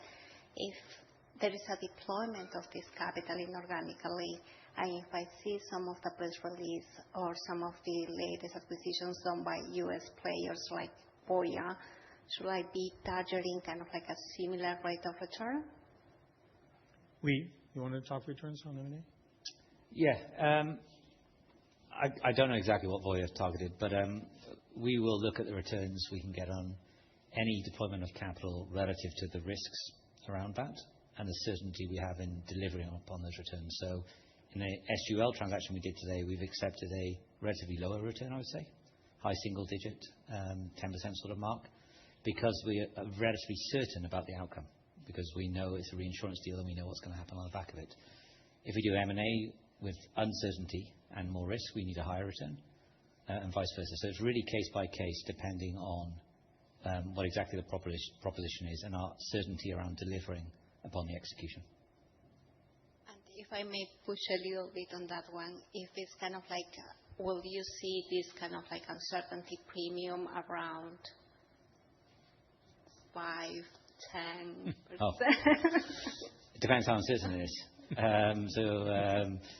If it's very uncertain, then it would be meaningful. If it's less uncertain, less meaningful. So it really is a case by case. It's case by case, yeah. All right. Well. Hi, Ian Lapey from Gabelli Funds. Thanks for doing this. Just a question about long-term care, where I'm on slide 27, statutory reserves lower than IFRS. If you did a reinsurance similar to the one you announced today, would it be similar in magnitude in terms of how much you'd have to inject?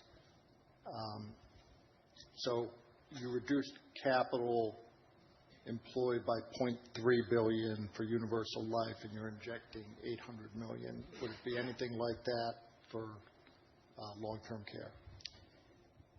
The way I would answer that is long-term care is where we probably have the biggest negative gap between our capital reserving basis and our IFRS reserving basis. So indeed, that's probably the most painful from a capital perspective.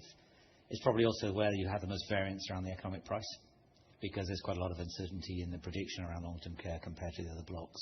So more uncertainty about the economic price, more of a gap between capital and IFRS. So I think indeed, if we were to do the whole block, I'm not sure if that's possible, but if it were possible, that's probably where you get the biggest variance. Note that we have a pretty successful organic strategy there. So we're building up our statutory reserves every year. Been very successful in mitigating changes in the size of the liability with rate increases when they're actuarially justified. And we've been pretty good in managing the claims handling, claims experience. And overall, we're comfortable with our best estimate. But indeed, that's the block where there's the most potential capital variance. Okay, thank you. All right. Michael, you can ask your second question.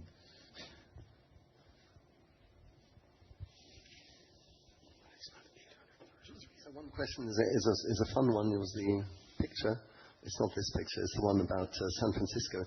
Do you actually own the tower? No. Why do you show the picture then? Well, first of all, the Transamerica Pyramid is an integral part of the we don't see it here actually, but it's the integral part of the logo of Transamerica and part of the brand logo. And when we did the transaction to divest the pyramid, we negotiated for 99 years that the pyramid will be called the Transamerica Pyramid, and that we would continue to use it in our logo. And we also have access to the top floor for events and the like. So these were the kinds of perks that we organized at the time that we divested this piece from our real estate portfolio. And then, thank you. That's good. That's fun, but it's helpful. And then the other question. So, first, it's well known, by the way, as the Transamerica Pyramid. So we're quite happy that for the next 99 years, it's the iconic building in San Francisco, the skyline-defining building, and that it's called Transamerica. It's good marketing, and we still have it for 99 years. It makes sense, yeah. The other question is, 2020 to 22. I mean, the first plan, you beat all targets, but massively. So dividend. Yeah. I mean, it was huge. Here, you're actually kind of in line. I mean, you're beating them a little bit, but you're not beating them much. So my assumption, and it may be wrong, but here's the question: is you've invested massively in this second period in order to de-risk, deleverage. Not deleverage, but particularly de-risk in lots of little actions, but from the point of view of this deal now. I just wonder whether you can give us a number of how much you've invested in that period of 3 years. It's really to kind of, I tell you what it is. Then I can say, ooh, this is what they target. But look, last time, if they hadn't done this, they would have achieved so much more. There we go. Yeah, so let me. I'll defer to Duncan later if he wants to add to this. But let me tell you the following. So we're presenting plans today with financial ambitions, right? And we also looked at the past 5 years, and we have demonstrated how we operate. We are people who operate at scale, and we operate at pace. Don't forget that. We're financially disciplined. We have made very difficult decisions because they were rationally the right thing to do. And if you look at the future, at the coming years ahead of us, First of all, you'll see plans today from Will after the break and from Sean, and how the group believes that organically it can grow and operate and do a lot of good stuff to create value with dividend per share growth of higher than 5%. But then we have the move to the US. We have the review in the UK. So, I mean, we act continuously with a rational mind, and we act continuously with a lot of financial discipline, and we act, I would argue, at a reasonable pace. So that attitude that we have of building better businesses, creating value, being on top of it every day, and see what we can improve and do better, how we can make more money, more value. That's the same team. A number would help. What we'll do is we'll get you wherever we invested. We've invested massively in operational capabilities. Yeah. Hugely, we'll get you that number. I don't know off the top of my head, but there's been significant operational investment. We invested heavily in a balance sheet, so a series of actuarial strengthening. And we've also invested in significant management action on financial assets. I think over $1 billion. But we'll get you the full split offline. And let's not forget, we just announced a 400 million buyback program for 2026. Do we have a final question before we break? No. So thank you very much for your questions. Thank you very much for your answers. So we're going to break for 10 minutes before the second part of the afternoon. So it's 14:42 on the screen. So at let's say 14:55 we can restart. All good. Thank you. Thank you.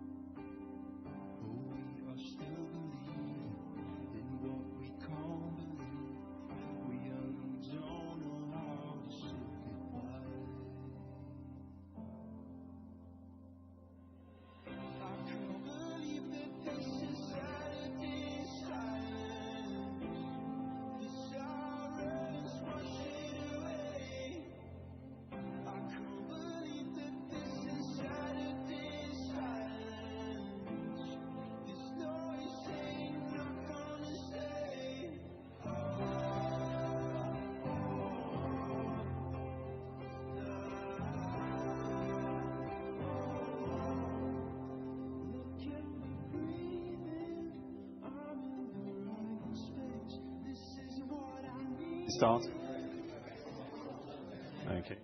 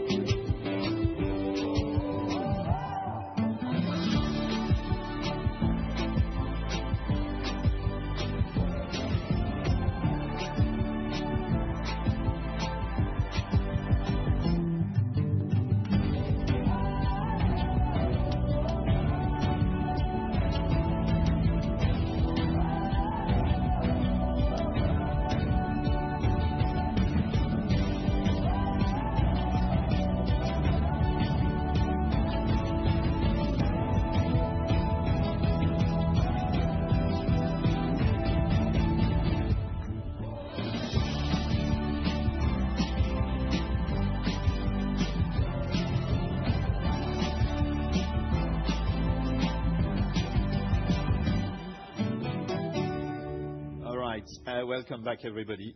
We are now going to start the second part of our afternoon with Will Fuller, CEO of Transamerica, and Sean Johnson, CEO of Aegon Asset Management, presenting. Like for the first session, we'll have a Q&A session afterwards. Will, over to you. Thank you. Thank you, Yves. Good afternoon, everybody. Thank you so much for being here. Thank you so much for tuning in on the webcast. We want Transamerica to be a leading life and retirement company in our chosen markets where we have a right to win. It is a targeted strategy. And the markets that we view to be most attractive are the markets serving middle to mass affluent customers, which we affectionately refer to as Main Street in America. We have unique advantages to win in this market because we have unique access through our franchises in WFG and retirement. Now, I'll cover a few areas today. First, I'll recap our strategic and our financial ambition. I'll touch on our performance and targets that we announced at the 2023 Capital Markets Day in this very room a couple of years ago. I'll go into a bit more detail on the financial guidance for 26 and 27. I'll touch at a high level on our SGL transaction. And lastly, I'll share with you a peek, a view in a few other areas that are under development that we believe can bring uplift for value in the future. And the goal here is to give you a clear perspective on Transamerica, where we are, where we're headed. Okay? Let's start with where we were 5 years ago. Transamerica has a great franchise, a strong heritage, an iconic brand, but it was an underperforming company. At the 2020 Capital Markets Day, we set to restore performance. We set to restore performance by focusing on higher return strategic assets where we wanted to grow, while reducing lower return financial assets. We set targets, we met them. We reconvened at the 2023 Capital Markets Day to offer a view of Transamerica's equity story on a go-forward basis. And we shared that we wanted to build a leading middle market life and retirement company. Strategically, we committed to be building industry-leading businesses in 3 chosen markets where we had unique advantages: in our distribution franchise, in our life insurance franchise, and in our retirement franchise. And those were built off of WFG in distribution and access to retail customers, and retirement record keeping, which is the price to admission to originate retirement savings in the workplace where most Americans save for retirement. That was the strategic set. The financial set is that through that strategy, we would allocate capital to strategic asset business lines, and along with an ongoing reduction in capital employed to financial asset business lines, we would go about improving the balance sheet, and in combined, that would improve the quantum and quality of our capital generation along the way. And at the time, we set ambitious financial targets and operational KPIs. So where are we now? We've made considerable progress strategically and financially. We've invested to strengthen our access points to customers in the middle market. You see that in WFG. You see that in retirement. But we've also built out and expanded our third-party distribution in insurance, banks, and in broker-dealers so we can reach more advisors and more customers. We've been able to do that because we've rebuilt our operations and our services that were previously outsourced fully to a third party. From that, commercial results have materially improved across the board. Across the board. And you see those commercial results, the planting of seeds of capital today to build earnings for the future tomorrow. You see that fueling the ramp up in our strategic asset earnings. At the same time, we've lowered our risk profile. We've strengthened the balance sheet, and we've reduced the capital deployed ahead of target. Expenses have been in control while we've made these changes, while we've made these investments, which will provide us the benefit of operating leverage as we grow. And the quantum and quality of capital generation has improved as a result. I point to our OCG results, and I'd point to our CSM, our contract service margin, which is a measure of future profits. And today, our CSM is comprised of more strategic assets than financial assets, and that will continue to grow. So indeed, measure by measure, progress by progress, Transamerica is indeed growing again, and the driver of that growth is strategic assets. And you see that in the financial profile. We are becoming a strategic asset profile company. 2/3 of our capital, 90% of our operating results. And if you look at our underlying source of earnings, you see them balanced. And what I'll point to, importantly, because it was a key aspect of strategy, was the non-insurance result element of our earning sources are now 34%. And that is the earning sources that is comprised of the distribution results from WFG and retirement. So stepping back, it's a higher quality profile, it's a more predictable profile, and again reinforces that we are becoming and we are building a strategic asset company. We build earnings by being disciplined and focused on attractive markets where we can write profitable new business. We pick our spots. You hear a lot about how big the U.S. market is, how massive it is. Indeed it is. But that means there's a lot of segments. There's a lot of segments, products, customer origination sources. It is important to pick your spots, be disciplined, and target where you have a right to win and where you compete on your own terms. And that is what we do. This slide shows that we are tracking to most capital markets day targets, and in some cases outpacing the industry. Now I'll start with WFG. Our agent and our annuity sales are growing double digits faster than industry, while our life insurance has been quite similar growth rates to industry. As we've gone about restoring our operations and service, which we announced to you at the 2023 Capital Markets Day, and we've completed in the first quarter of this year, as we restored those operations and services and improved the quality of them, we saw the Transamerica share of WFG sales steadily increase, starting in the low 50% market share, now in the mid 60% market share, and holding firm. You see this market share improvement in WFG feed the above industry growth rates in our life insurance sales. Now I'll take a point here to acknowledge that life sales are behind our 2025 ambition, but they are catching up, and we have strong growth rates going out to 27, which I'll show you in the past. These strong growth rates are based on our recent run rate trends. And what's behind that? New products in a new market. An annuity product that was built after our Capital Markets Day and entering the new simplified issue life market, which we've done in the past year. And I'll touch on both of these in a minute. And that's what's driving the catch-up. The strategy to grow retirement assets while increasing penetration in ancillary solutions like stable value is tracking to plan. We've restored net deposit performance to now be in line with peers. We have momentum, and we're positioned to do more. Now, big picture, Transamerica benefits broadly from the attractive trends in the U.S. And Lard mentioned, I think, the key ones, right? It is the largest market in the world, indeed, for life insurance and for retirement savings. And there are big trends that are favorable to product demand. The private sector provides benefits to society in the U.S.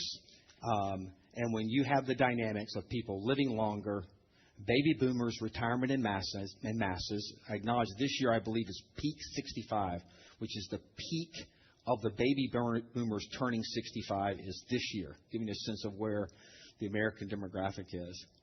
The widening of protection and savings gaps and the record levels of intergenerational wealth transfer, this is a dynamic market.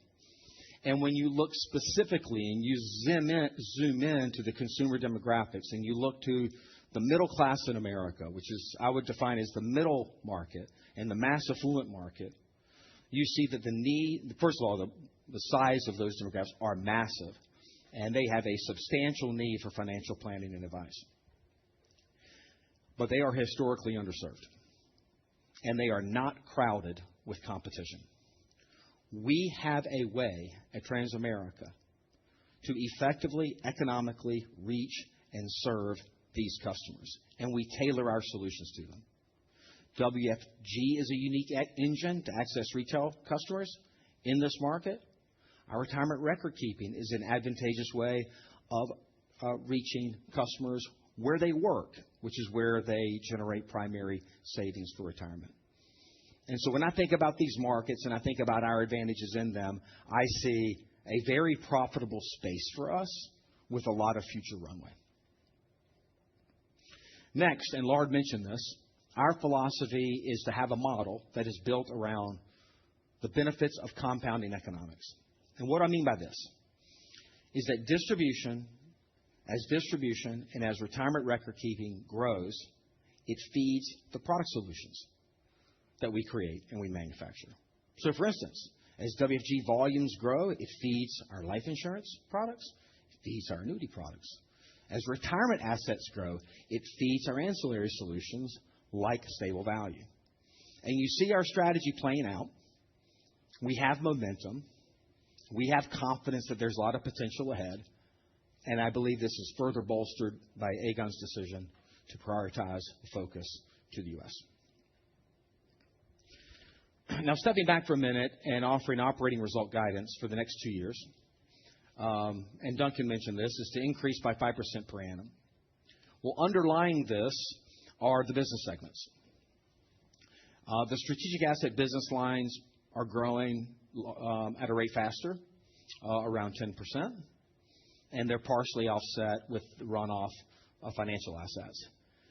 Now, to understand this slide, I would point out that the starting point is a trailing 12-month 2025 run rate, adjusted for the SGL transaction and experience variances.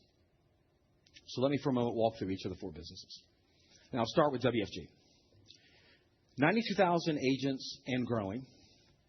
Agents that live in the middle market communities that they serve. And then when I say that's what allows us to economically reach and serve those hard-to-reach communities, it's because of our wonderful agents. Our operating results are driven by sales volumes. So increasing agents and having the agents become more productive is the main focus of driving the business. The agent force is tracking to the 110,000 ambition that we have, life sales to $900 million in annual sales, and annuities to $5 billion in annual sales. And you see these sales levels and you see these growth rates reflecting the momentum that we are delivering today. These result in double-digit revenue growth and operating results as we hold margins stable over this period. Now, one area where we see more potential is in agent productivity. And ultimately, it needs to be easier for agents to do business so they can spend more time with their customers and building relationships. Small increments of productivity improvement in this distribution system yields meaningful results. WFG is not a new business for Transamerica. This is a business that we have been associated with and owned and operated for 25 years. It is a hard business to replicate at our scale. We know this market well. We have a lot of experience and we have a lot of data with agents and agency leaders and the customers that they serve. And back to the benefit of compounding economics, these volumes that you see here feed the good results of the Protection Solutions division, as WFG is the largest originator of our sales. Protection Solutions. The formula here is to predictably increase earnings from writing profitable new business. We target 12% unlevered returns and payback periods of 5 to 7 years across the life portfolio, with our flagship product, IUL, being a bit higher in return and shorter in payback period. Our top-line momentum has us reaching $720 million in annual sales and growing operating results around 10%. The product formula is indeed targeted to middle to mass affluent market needs. We write high policy volumes to younger policyholders, younger insureds, at face amounts that average less than $400,000. It is a protection-oriented value proposition to younger American families. And in this way, we get the benefit of a law of large numbers approach. And we also get the benefit of a higher quality, predictable earnings profile that's rational, it's disciplined. And again, we know this market well because we've been writing to this customer profile and risk profile for quite some time. We're a top 5 IUL writer. We're a top 10 overall life writer, growing at a rate faster than peers. Now, why is that? Well, I've already talked about the strength and the advantage of WFG generating consistently reliable sales volumes. But we've also been able to, after rebuilding our operations and service, started to extend into other markets that have the same sort of risk, customer profile, return profile that we like. An example of that is the entry into the simplified issue life insurance market, which is adding growth to sales, and we expect that to continue. Let me step back and explain to you a bit what that is. The simplified life market is a streamlined customer experience. It's a technology-led digital underwriting experience compared to the more traditional, fully underwritten insurance model. Customers answer a short questionnaire about their health history, while carriers assess risk from data sources. We draw down information about prescriptions that an insured might have, and from those responses and those data sources, we make an underwriting decision. From the customer standpoint, this results in a much more streamlined process compared to legacy underwriting, and we price to reflect a simplified underwriting process. The market is very large.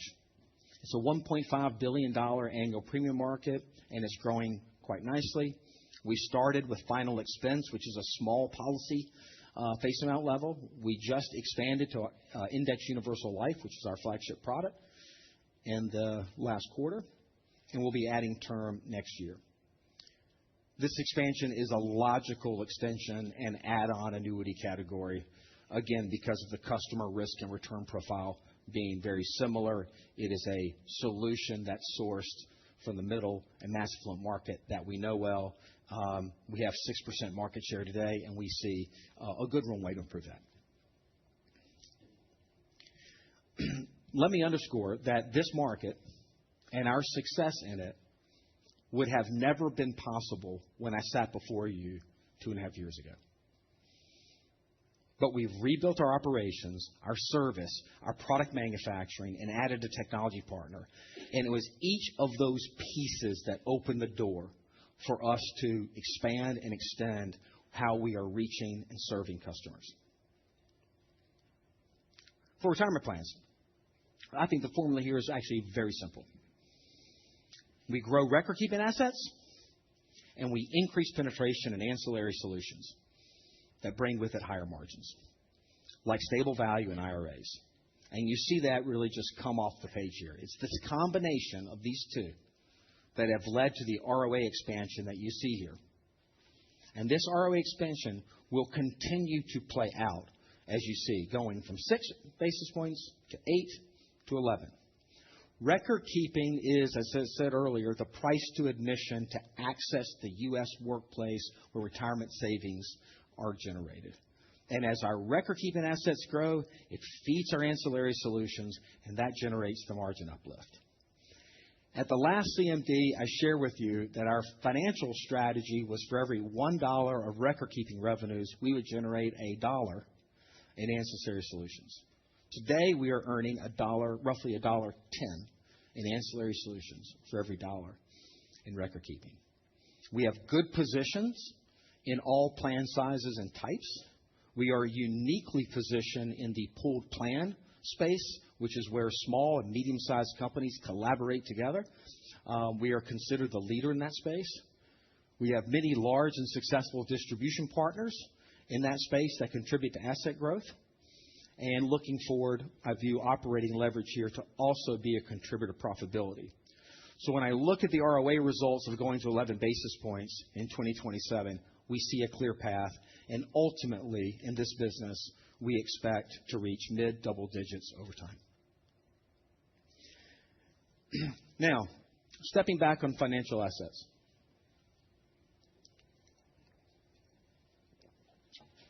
This is a mature closed block comprised of universal life, annuities, and long-term care, as we've covered today. These contribute positive to operating results in OCG, but they decline as these books are closed and they're in runoff. The strategy is to bring capital employed down to $2.2 billion ultimately by 2027, while reducing the underlying risk and lowering the sensitivities. Let me reinforce, it's a balanced approach where the objective is measured on the improvement in each of these dimensions, not just capital employed. Now, how we go about managing financial assets, now we've done this from the beginning, is through an approach which we frame as a playbook of actions comprised of unilateral, bilateral, or third party. Let me explain to you a bit what that is. Unilateral means these are actions that are within our control, things we can do ourselves. Bilateral are actions that require approval of either a customer or regulator, and third party with what we would define as transactions. And there has been, and should expect, a regular cadence of these in-force management actions. So since we began a few years ago, we've had approximately 25 unilateral actions. Examples of that would be multiple steps in hedging the variable annuity policy experience that were known to be quite effective and has performed quite effectively, establishing voluntary reserves, and updating and strengthening assumptions. We've had approximately 25 bilateral actions, such as long-term care actually justified premium rate increases, variable annuity buybacks, and a purchasing program for institutionally owned universal life policies. And on third-party transactions, we've executed several, including the one that we announced today. Duncan hit on this pretty well, but the perimeter of this transaction was focused on removing an OCG drag and removing volatility in our earnings. The transaction price was consistent with our view of the value, consistent with our best estimate assumptions. The small impact evaluation equity reflects the price paid to reduce our risk. The risk here is typically mortality risk and policyholder behavior risk, as was mentioned. In addition, we wanted to unwind captives, and we wanted to resolve all of the reserve financing associated with SGL. And it is that action that has removed the OCG drag and supports funding net remittance increases of $75 million per annum to the group. So post-transaction, 80% of the SGL book of financial assets has been reinsured. 100% of the captive financing for SGL has been removed. And for the 20% remaining, reserves are consistent with statutory and IFRS, and the same is true now for the aggregate of financial assets. We started with capital at our last capital markets day, $4.1 billion. Our target was 2.9. We're now 2.7. So we have $500 million more to go to our 2.2. We see a clear path just through our playbook of actions of unilateral, bilateral, third party, under the parameters that Duncan outlined earlier. Now, stepping back and offering guidance across our three core metrics, I've covered operating results in detail, but as a recap, 5% per annum, strategic asset higher, financial assets lower, so it nets out to 5. OCG guidance 0 to 3% growth per annum. We're choosing to increase the investment in new business. That comes with higher strain. That's reflected in this guidance. And this supports the growing of our life strategy, commercial strategy, annuity strategy, and our retirement stable value business. And our net remittance are lifted $75 million from today's SGL transaction per annum, and then resuming a rate of the 5% growth that we committed to at the last CMD. So now, everything that I've shared with you up until this point are embedded in our current plans, and they're embedded in our guidance. But we have an ambition to do more, to contribute more, building a leader in the U.S. is not a destination. It is a journey. It is one that we will never be complete with. It's a verb. And we are building, not built. We want, as a management team, to be looking for ways in which we can improve the value, we can improve the growth trajectory in the future beyond the guidance that I've shared with you today. So the next couple of pages represent a few areas under development that help power future uplift. And I'll start with the general account. Our general account is $80 billion, and it's growing again. It's growing again because our strategic assets are powering and outrunning the runoff of financial assets. And as Duncan shared, it's well diversified, 97% investment grade. Compared to peers, we have a higher allocation of corporate and treasuries. We have a lower allocation to structured credit and less liquid assets. So we believe that there is an opportunity to improve risk-adjusted returns over a full cycle. And as a rule of thumb, for every 1 basis point of portfolio yield, it increases operating results by $8 million. So here again, small incremental improvements can have a meaningful uplift. So naturally, we've added asset expertise and asset capabilities. We recently appointed a new chief investment officer, and we're building out talent and capabilities in our chief investment office.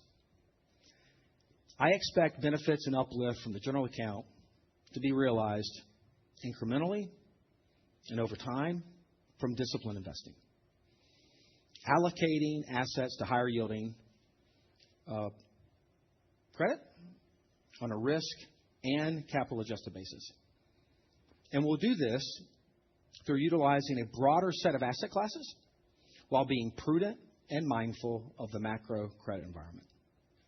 I think about this along 2 paths. The first path is new money investing. New money investing is comprised of investments we make to support the sales that we're originating and the reinvestment of maturities. And that's one path. And the second path would be through selective reposition of the in-force. Our first priority is going to be focusing on the new money yields to support our investment programs. And based on our current money yields, we are estimating to be 30 to 50 basis points behind peers with a similar ALM and risk profile. We will then look to prudently expand within our in-force over time. Aegon Asset Management is our main anchor asset manager partner, and that will not change. But we will complement with select external managers.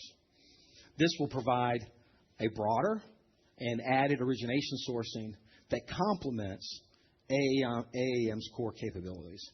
This also has the added benefit of sustaining our commercial performance and facilitating the expansion into new products where yield is more in the competitive equation. Up until this point, we have operated in products and markets that did not require yields to be at a competitive level. As we look forward, we see that as an opportunity to expand. So building on that theme, we want to be bigger in annuities, but highly selective in the manner we do this. Since the last Capital Markets Day, we've developed a top 10 RILA position. This is a registered indexed variable annuity, which achieved more than $4 billion in account value by building out distribution in banks and broker-dealers. So think of it as the financial advisor community, as well as WFG. Adding a fixed annuity alongside RILA is a natural and logical extension. It is a solution that's in high demand by middle market and mass affluent customers, and it supports long-term protection, and long-term savings. Our distribution channels originate a sizable portion of industry sales. Take WFG, for instance. I pointed out earlier that WFG is growing to $5 billion in total annual annuity sales. Well, a Transamerica branded product, it's reasonable to assume, would be able to attain 10 to 20% market share. That's $500 million to $1 billion of new sales priced to attractive returns. I'm signaling this as something that we have under development as an add-on extension to annuity. There's the manner and form at which we will do that needs to be finalized. And once it is, we will share an update with you. In addition, we plan to further press our WFG advantage. Stepping back, our ambition in WFG is big. We want to be a broader financial solutions provider for the middle market and mass affluent customers that we serve. And that requires developing a business model that is broader than the business model that we have today, that's built on the foundation of productive agents able to activate and engage their customers easily and fully serve their protection and their savings needs.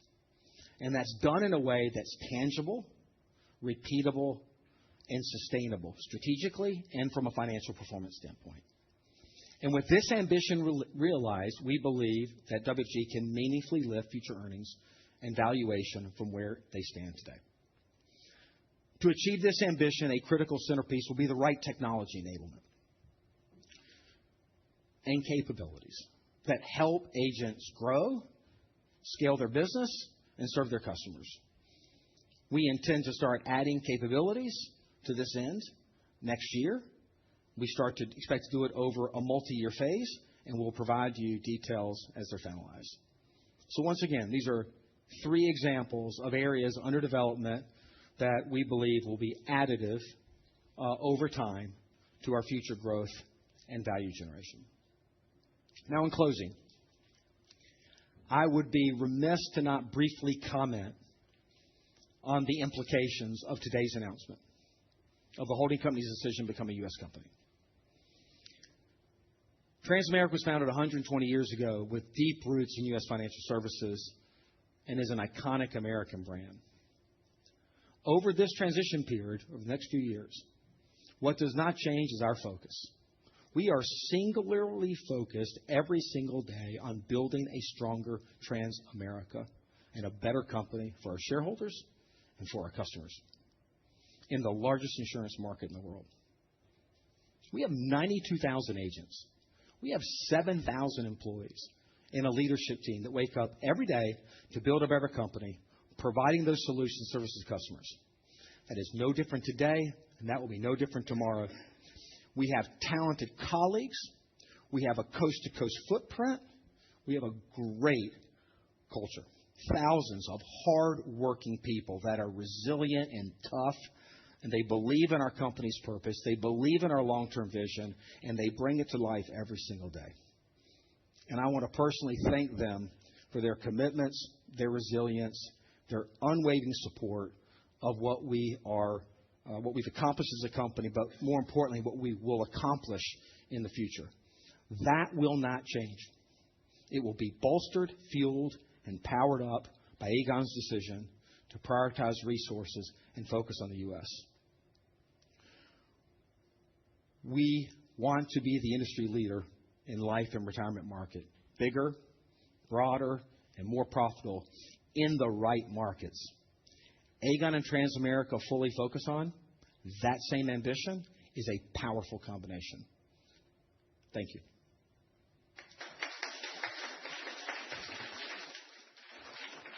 I believe I have the distinct pleasure of introducing Sean Johnson, CEO of Aegon Asset Management.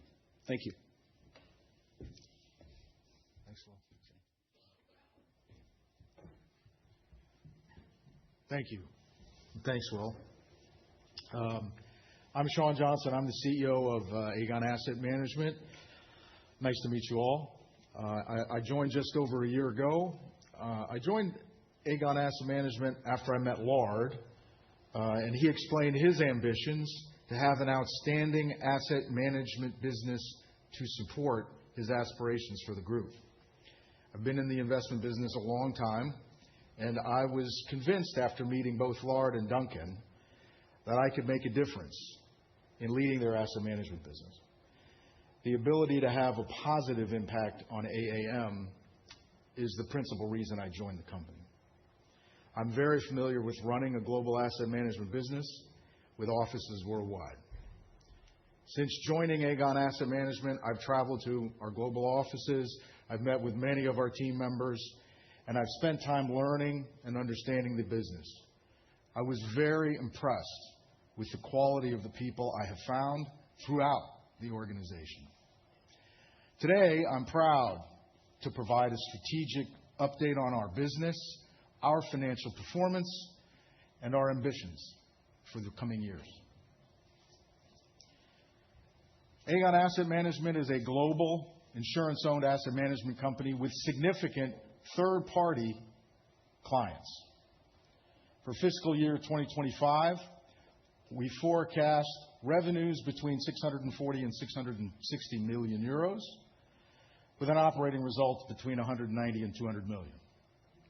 Our investment approach is research-driven and conviction-led, and we span public and private fixed income, equities, real assets, multi-asset, and multi-manager portfolios. We refer to our wholly owned businesses as global platforms, which includes approximately 1,100 team members and over 355 investment professionals. Our global platforms business will be the focus of today's update. Our strategic partnerships, which is AIFMC in China and LBPAM in France, are joint ventures that allow us to deliver customer-focused solutions in their areas of expertise. Due to our joint venture partners being public companies in their own right, my comments on our JVs will be limited today. Our assets under management are well diversified geographically by asset type, with an emphasis on fixed income, and a strong presence in continental Europe, the United States, and the United Kingdom. Collectively, our global reach provides us and our clients with key insights and opportunities for continued growth and innovation. 60% of global platforms assets under management come from third-party clients, and we've seen consistently positive net flows over the last 8 quarters.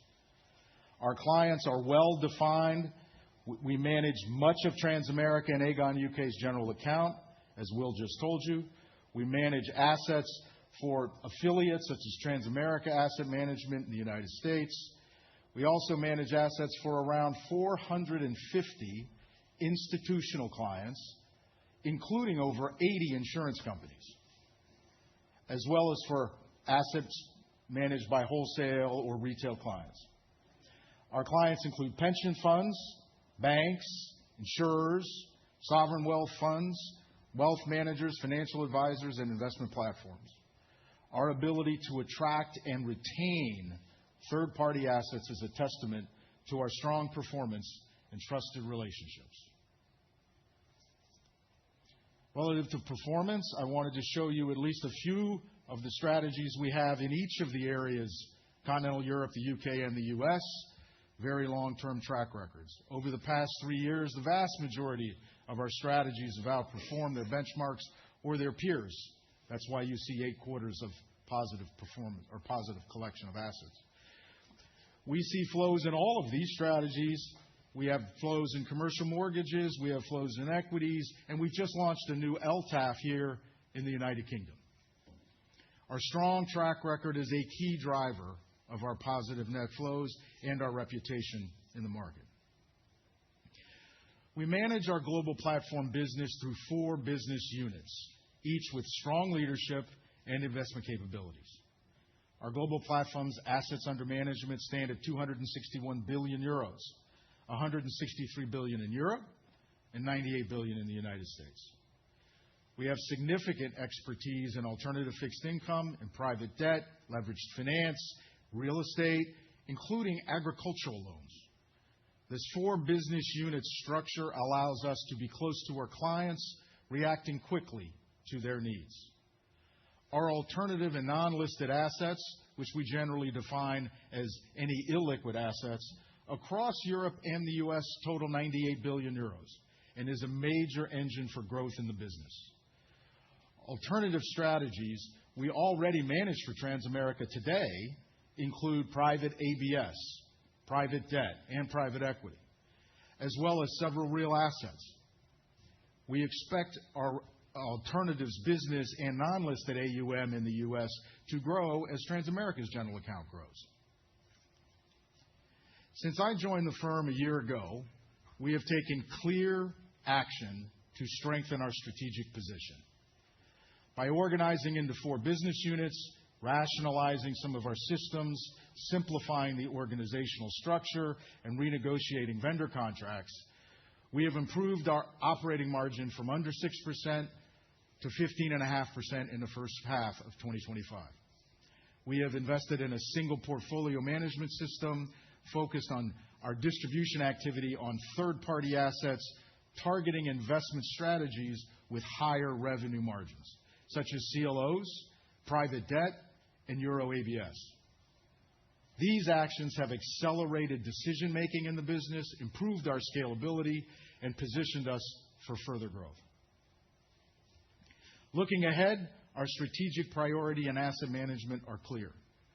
We are expanding our third-party and higher revenue margin strategies. We are improving scalability and efficiency in our business. We are growing our strategic partnerships as well. At the same time, we continue to have strong collaboration with Transamerica, resulting in mutual growth. These priorities will ensure we remain competitive and continue to deliver value to our clients and our stakeholders. I'll discuss each of these priorities in more detail.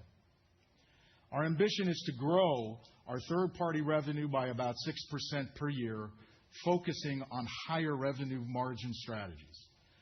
This strategy emphasizes our capabilities in global high yield and in alternative and non-listed assets. We expect this result in revenue outpacing our AUM growth over the next few years. Our diversified distribution model, we have dedicated sales teams in the UK, in the US, and in continental Europe.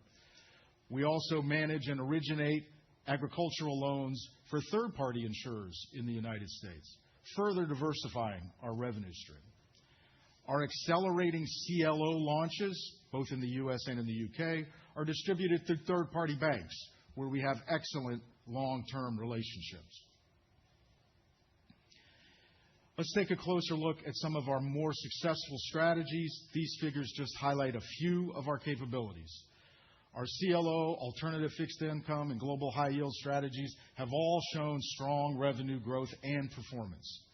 For example, our CLO revenues are projected to grow from $21 million in 2023 to $34 million in 2025.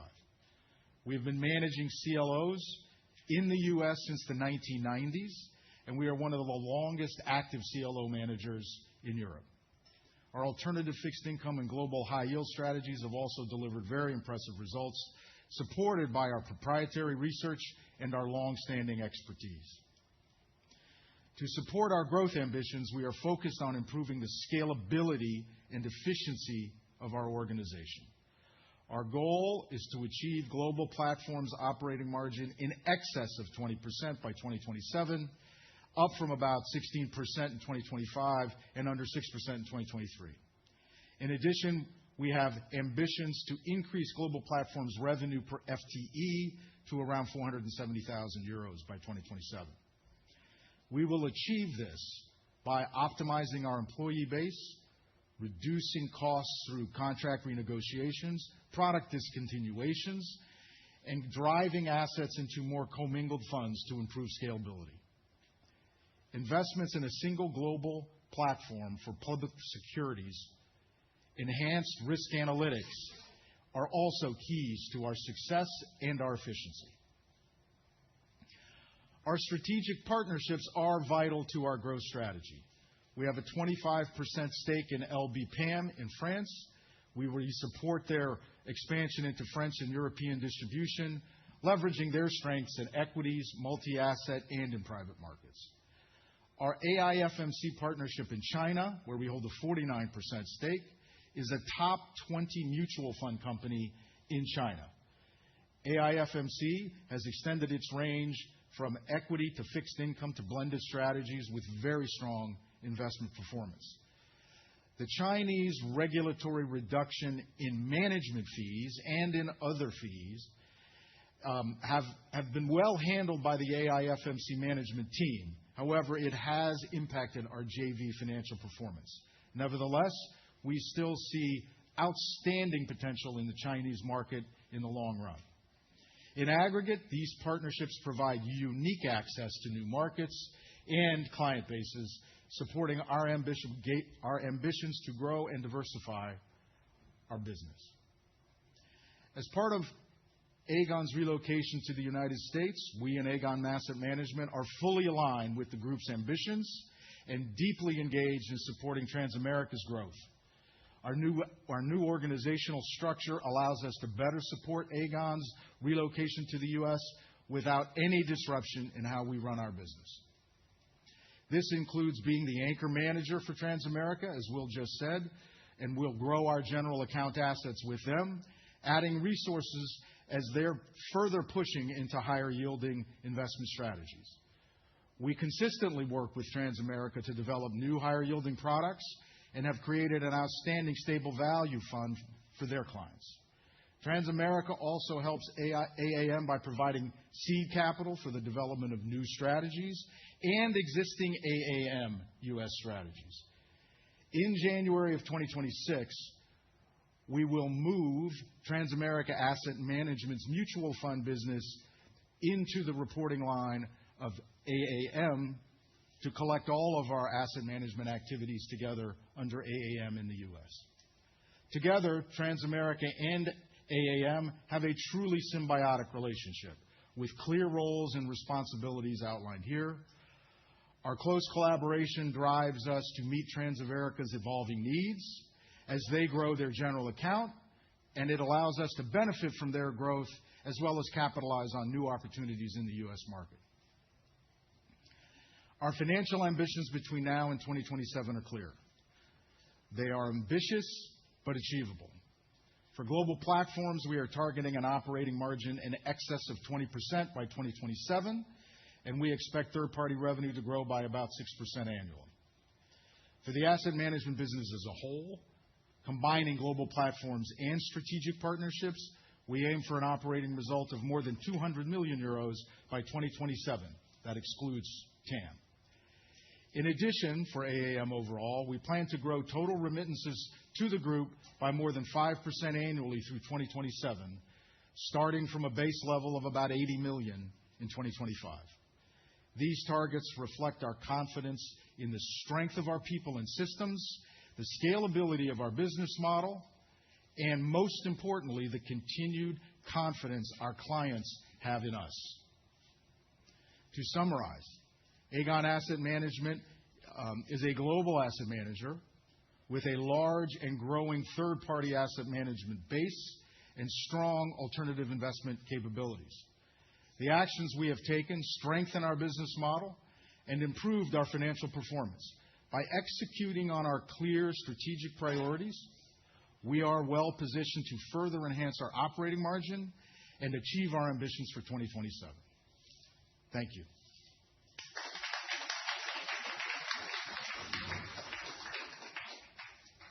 All right. Thank you very much, Sean.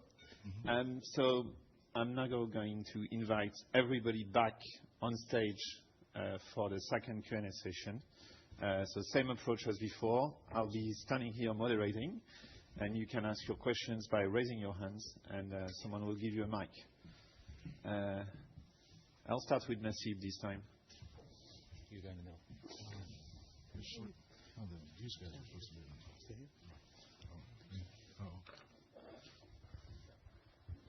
Thanks. Nasib Ahmed from UBS. Questions? Hey, I'm here. So, Will, thanks for the detail around the life insurance business. Just on, so you mentioned re-risking could get you 30 basis points. That's around 250 to, I think, 400 million. Is that already in the numbers? And also another number question on the fixed index annuities. You said 500 to a billion. That's already in the new business strain. I'm assuming that's what's driving the OCG down. Second question on targets. There's a couple of targets that are missing. The WFG multi-ticket target and the mid-size plan target. Any rationale for removing those, or unless I've missed them?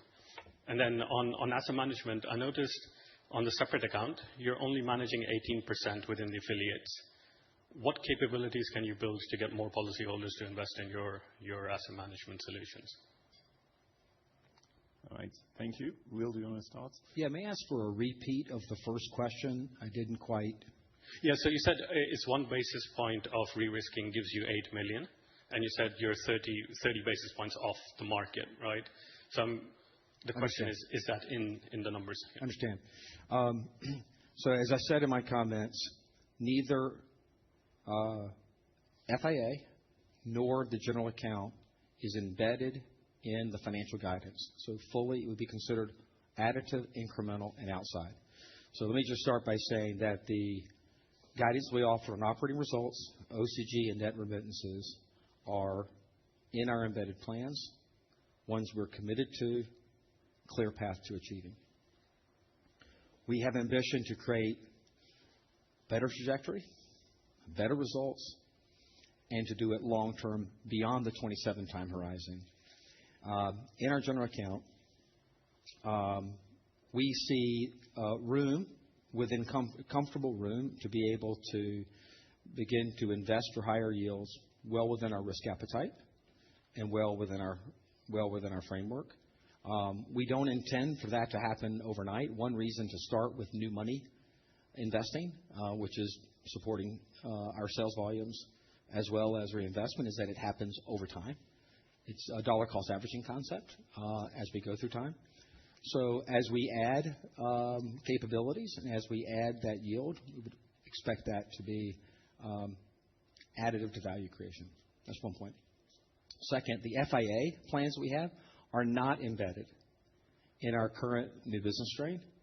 Our new business strain today, which is the supporting the investments that I talked about in life, our RILA product, and our stable value, is what is embedded in the OCG guidance that we have. Multi-ticket? Oh, so there are other questions. Do you want to comment on the targets? On the multi-ticket? Yeah. Yeah, so there's a couple operational KPIs. When we looked at our 23 Capital Markets Day, the big emphasis was on driving the financial earnings power of the company, right? Operating results, OCG, and supporting the net remittances. In addition, we offered operational KPIs that we felt were important, could be important drivers to get there. Indeed, you've pointed out 2 operational KPIs I didn't highlight today. We actually went, it wasn't just multi-ticket agents. We looked at multi-ticket as well as multi-product. In both multi-ticket and multi-product, we have fallen short of our ambition. I think I mentioned it, that we see a room to improve in the overall productivity. We're on track for recruiting, but the underlying productivity of agents we want to improve, and we think we can get back to those ambitions and catch up with a development of capabilities and technology that can make it easier for agents to do business and activate their clients. So that's one. In terms of the mid-size plan target, we were pointed that as a segment that we are targeting as an attractive segment of retirements, small businesses, medium-sized businesses, and pooled plans. We've actually had success in installing our ancillary solution strategy more broadly than mid-size plans. You can obviously see that we're on track for our ROA targets, so we simply didn't highlight it. But indeed, we are a leader in the mid-sized business place and pooled plans. All right. Sean? For me? Yeah, for the last question. And the affiliates question, we run just about all the fixed income that capabilities are for unique fixed income in the affiliate book now. So to grow that, one, we would need other capabilities that we don't have in the U.S. at the moment, or in some asset allocation strategies, there are multiple managers within that, and we can further penetrate potentially in that strategy. But to materially change, it would require capabilities we do not have yet in the U.S. I guess would you lift up teams to develop that capability from competitors? It's not kind of Possibly, but it's not my focus. I'm focused organically on how to deal with what I currently have. All right. Farouk?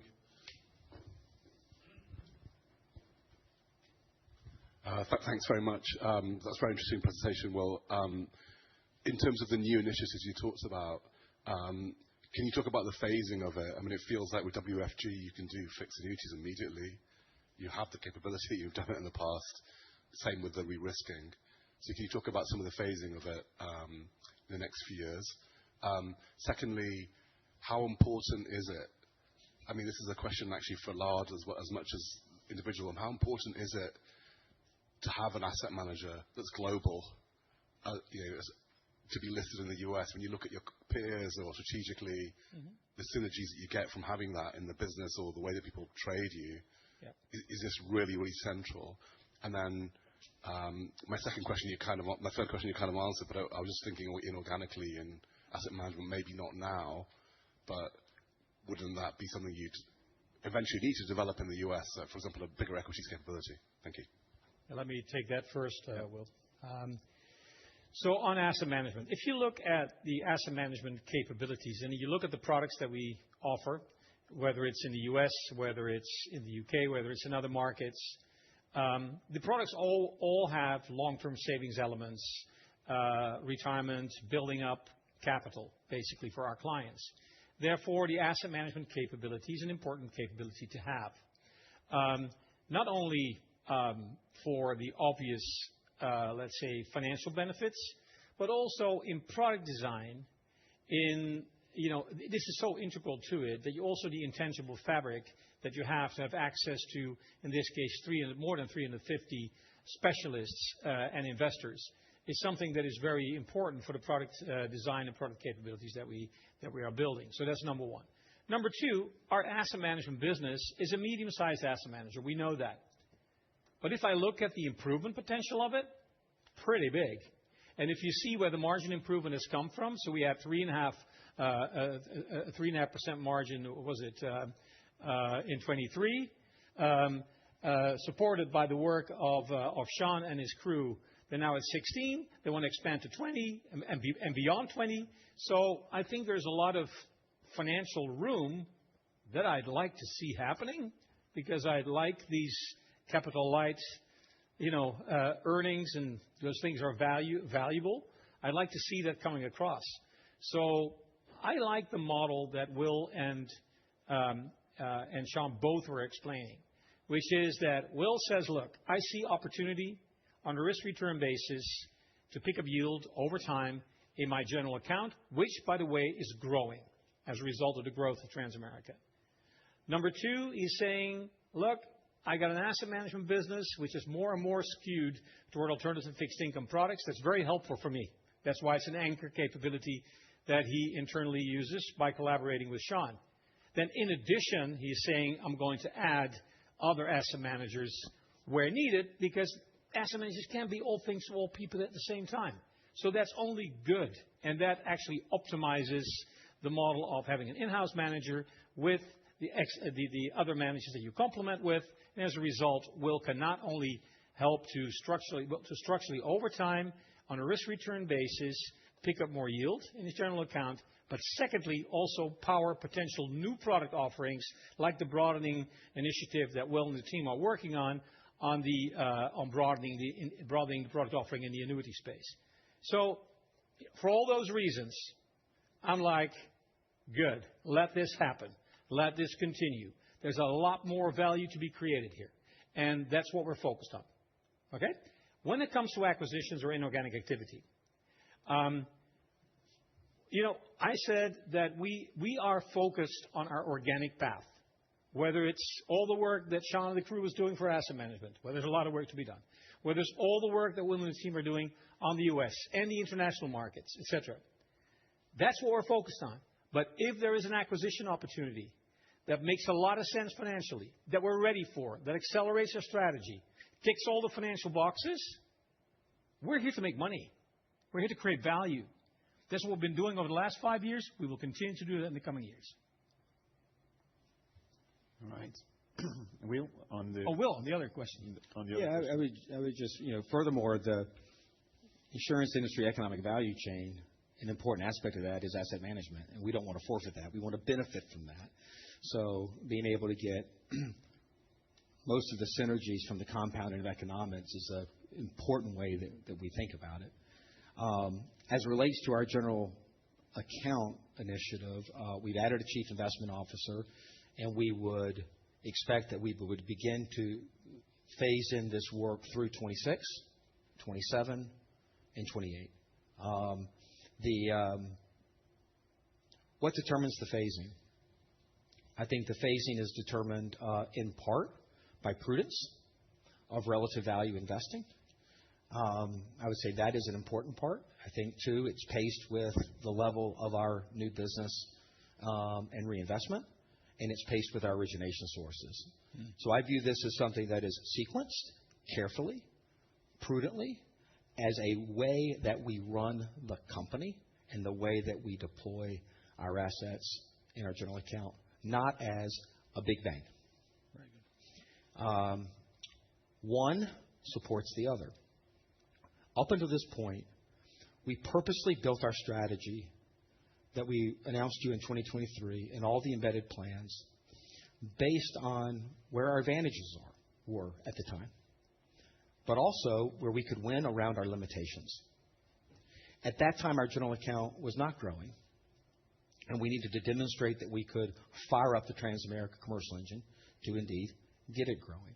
So up until this point, we have been participating in products where having competitive yields were not a part of the equation. What I'm signaling to you in FIA is that we will be very disciplined and will be very targeted about the manner and form in which we begin to select products where yield is in the competitive equation. So the strategy around the general account goes hand in hand with unlocking and opening the door for the FIA. Now, the manner and form in which we do this, we ultimately need to finalize. The business case indeed needs to be value generative around the parameters that Mr. Duncan, Mr. Russell, and Lard laid out earlier. And as we have those updated, we will update you. As we have this finalized, we'll update you, and expect it'll be next year. All right. Michael?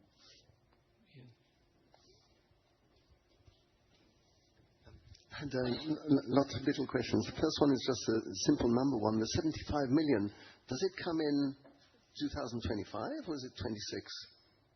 We injected it in 2025. The benefits in 26. 26, okay.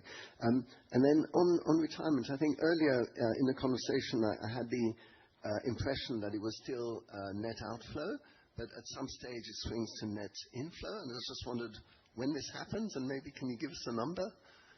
And then on a key question, Duncan approved this question.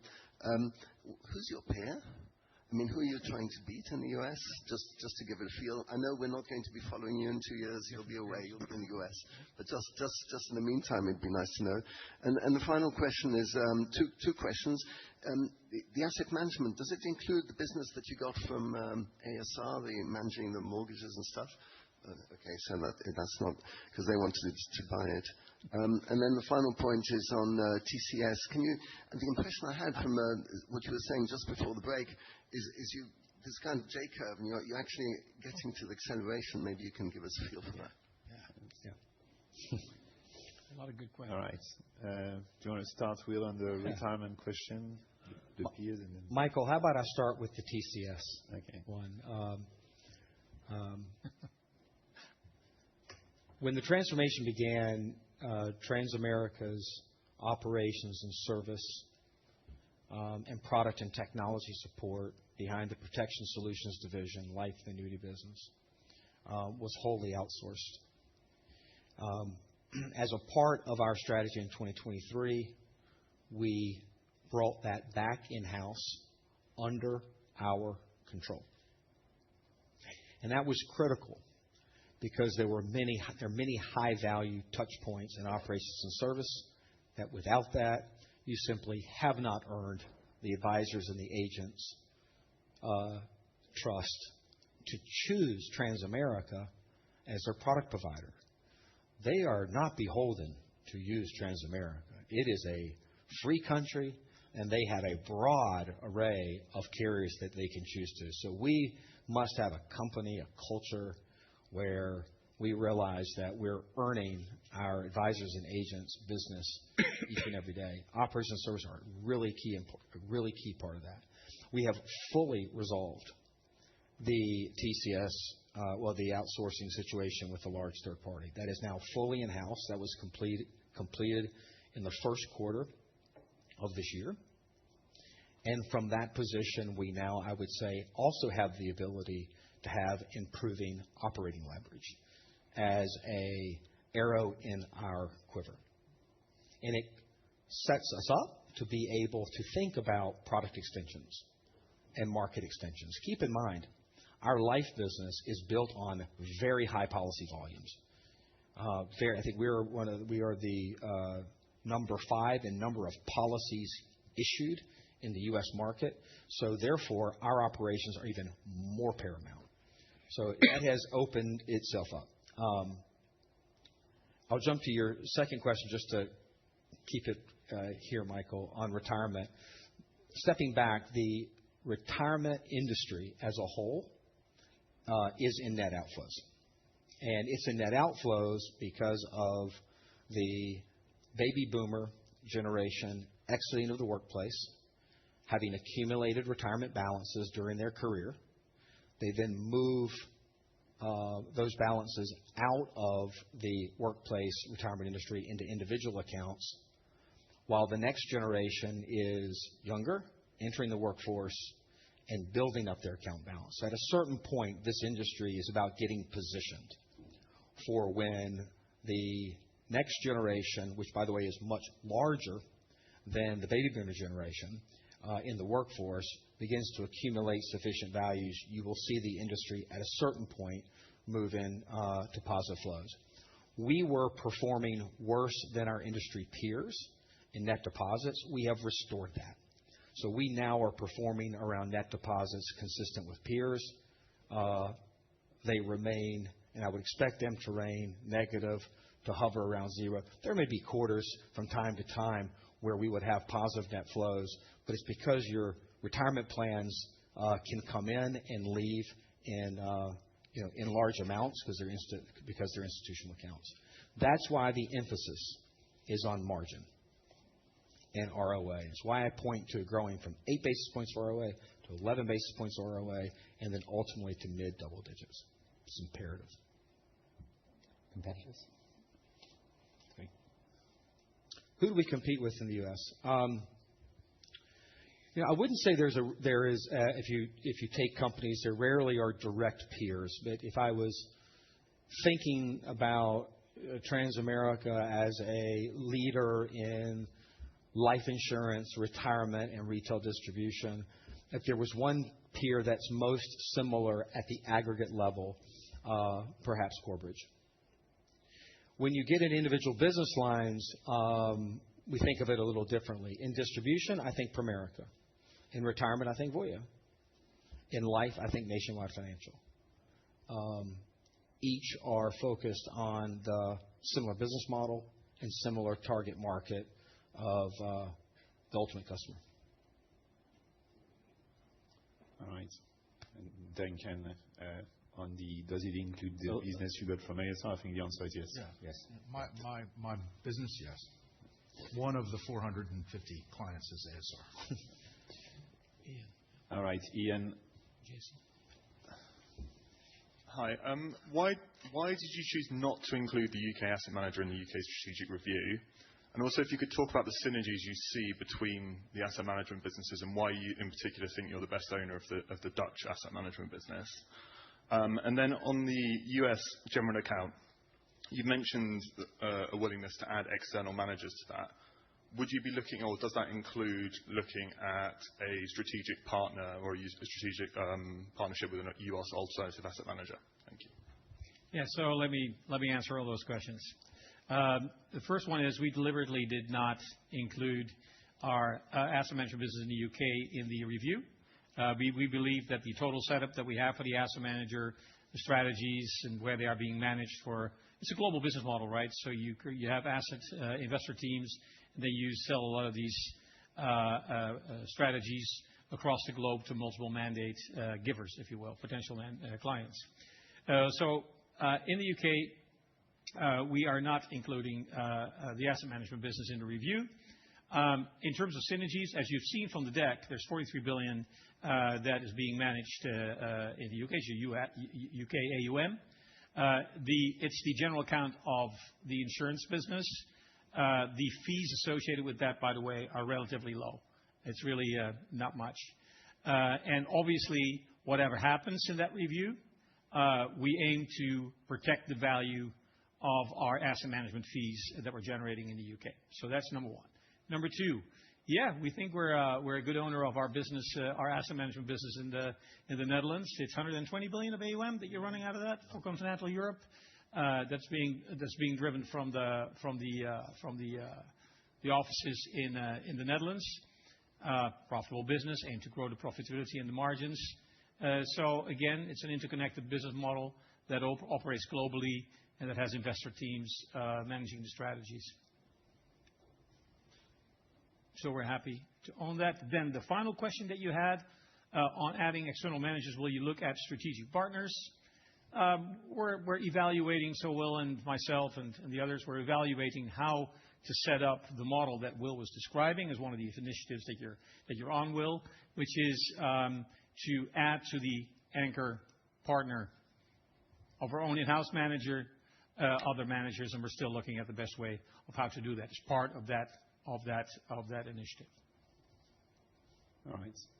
Jason, I can take the mic. Yeah. Thank you. Just a quick one. I mean, you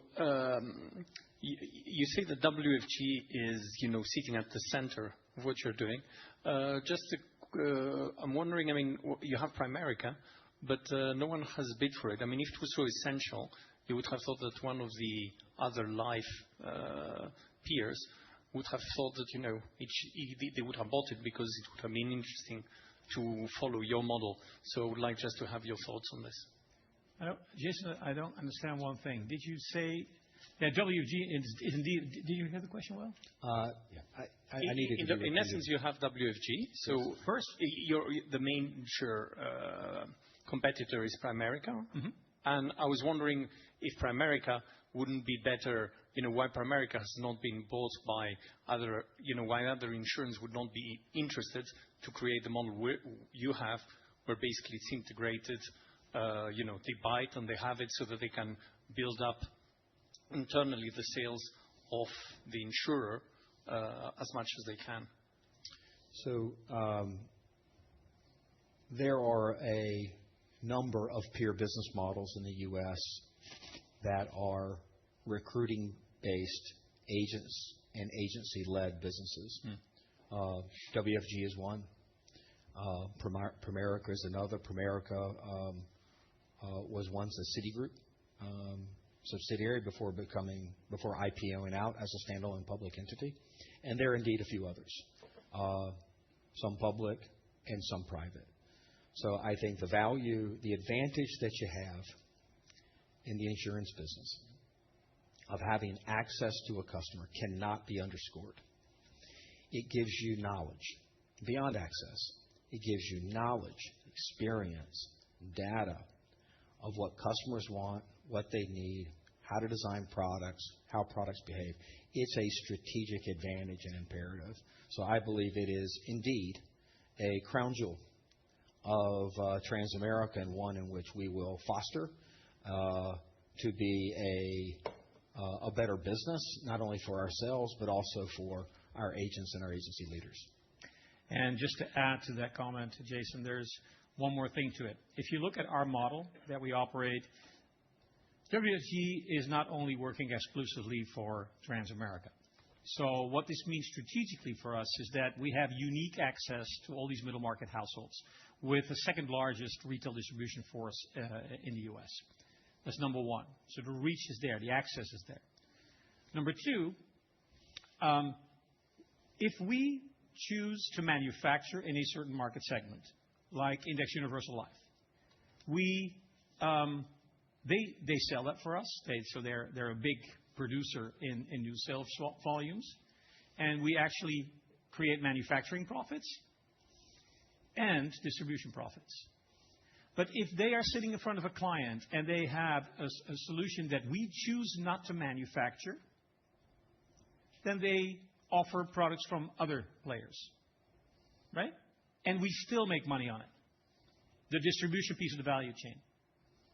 In that case, it is strategically a very important capability that we have, because not only does it give us reach and all the things that Will was saying, but also because we want to choose in making sure we manufacture where we believe we have the great capabilities and also really risk-adjusted profit returns that are good. That where we do not wish to manufacture, we still pick up the distribution angle in the value chain. To add to Lars' comment, WFG is relevant to leading world-class insurance companies in the U.S. and Canada. Our two largest life insurance partners are Nationwide and Pac Life, high-quality companies in Canada, Manulife. Manulife, yeah. Inside our annuities, which is predominantly third party. I would say it's 90% third party. Our best carrier partners are Nationwide and indeed Allianz. Not only is WFG an important originator of solutions for Transamerica to further bolster Lars' point, it's also a leading and important relevant company for other carriers in the industry. Yeah. All right. Ian?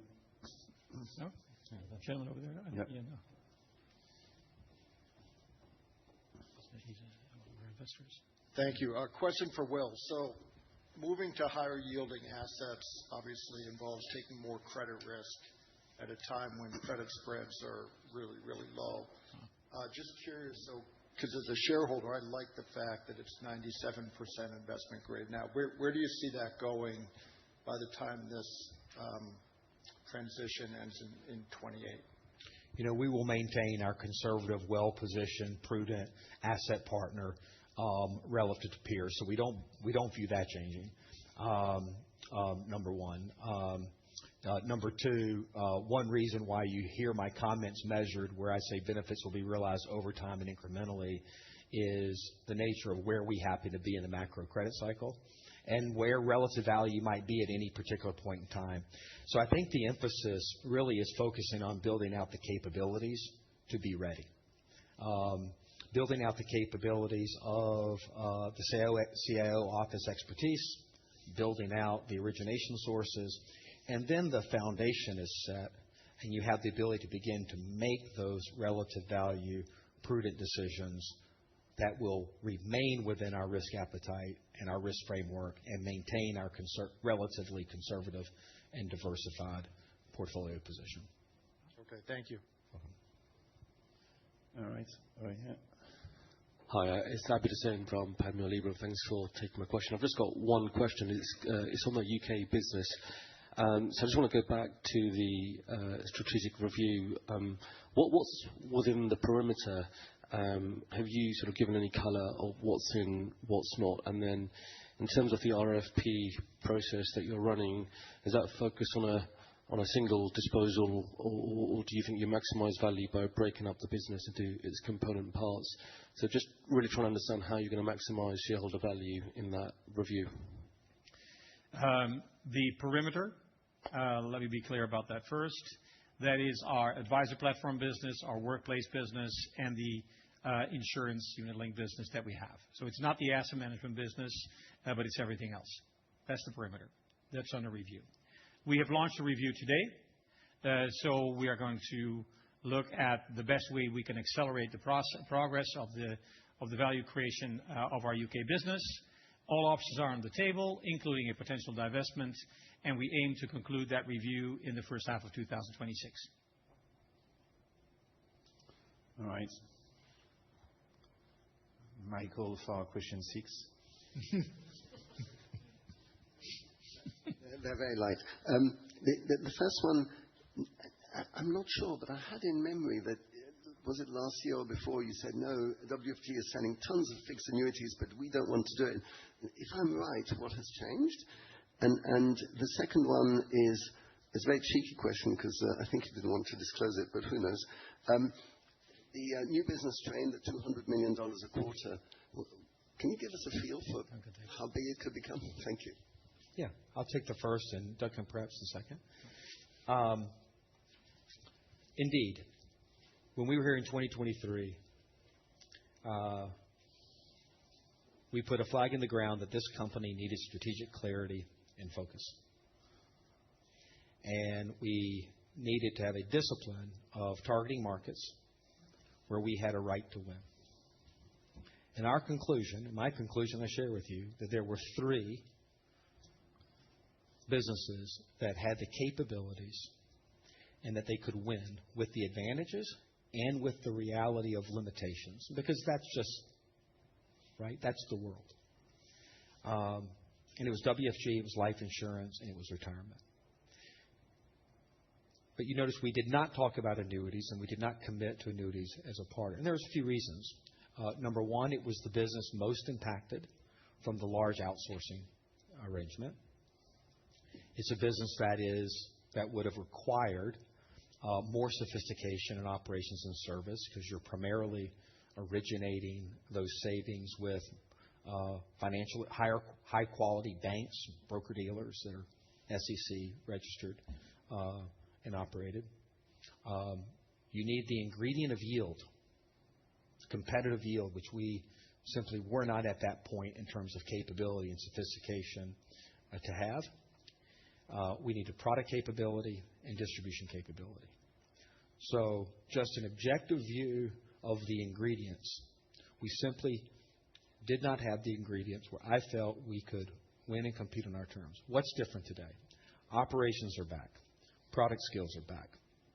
Building asset yield capabilities. We launched a RILA product, very focused, single product, to rebuild our third-party distribution. Done. $4 billion account value. We've put ourselves in a position to now make that choice and open the door for an add-on extension. So that would be the difference today, Michael, versus 2.5 years ago. On the second question, no. Unfortunately not. We're not going to give the components of OCG going forward. We will report it, but we're not guiding to it. And one of the reasons for that is that some of these things can move around a bit. There's some interaction between the different components, and I just wanted to simplify. Farquhar. Hi, Farquhar from Autonomous again. Just 3 questions, basically, mainly probably all for Will, really. Firstly, I'd like your sense of where kind of re-domiciling will make the biggest difference for you, and maybe a bit of an ordering. You've obviously mentioned a few initiatives to work through, but I just really wondered where you see it really making the biggest difference in order. And on a related point, where do you think moving to US GAAP will ultimately align the business and maybe shift the way it's managed? And then secondly, on the GA risking, what's the reason for accepting the yield gap before in terms of where you were, and ultimately where will it shift the strategic asset allocation over a cycle, which obviously will be timing dependent? And then thirdly, coming back to the question I had earlier in the first session on the inorganic options, where would that be most able to accelerate the organic strategy you do have? And obviously you've spoken a lot about latent compounding economics, but I also wondered if there are any businesses that you actually see scope to maybe reinforce on the strategy side. Thanks. Thank you. So I think from my perspective, the largest impact of redom is there's power and clarity, particularly in large organizations. Clarity and focus. And so when a company with our ambition, with our resolve and resilience, and I'm referring to the whole of the Aegon Group, makes the strategic decision to go, you put the whole power of the company behind it. So I think that's one. Second, when you have strategy and financial reporting aligned, I think it simplifies, streamlines, and makes a lot of processes efficient. And then lastly, comparability of peers is equally a simplifier and accelerator. Remember, we are competing in the marketplace against very talented competitors. We're also competing for talent. And being able to now have strategy and financial reporting ultimately aligned in GAAP also really opens up the funnel for more talent that would be versus being an IFRS 17 talent. There's not as much finance, strategy, technical insurance company talent that has that experience in the U.S. And what I keep reflecting on in this decision is there's been a number of companies that have come before us that have made a similar journey where they've focused their future onto the U.S. They've gotten strategically and financially aligned. Now, the form of their journey might be different, but without exception, each have improved their strategic and financial performance and created a lot of value. So I am quite energized that the form in which we aim to take this company is that the Aegon shareholders can benefit from this value creation journey that can come from a redom to a very attractive market. The other two. The question was, why are you accepting a yield gap? This, I think, goes to the asset side of the portfolio. Why have you accepted it in the past, and et cetera?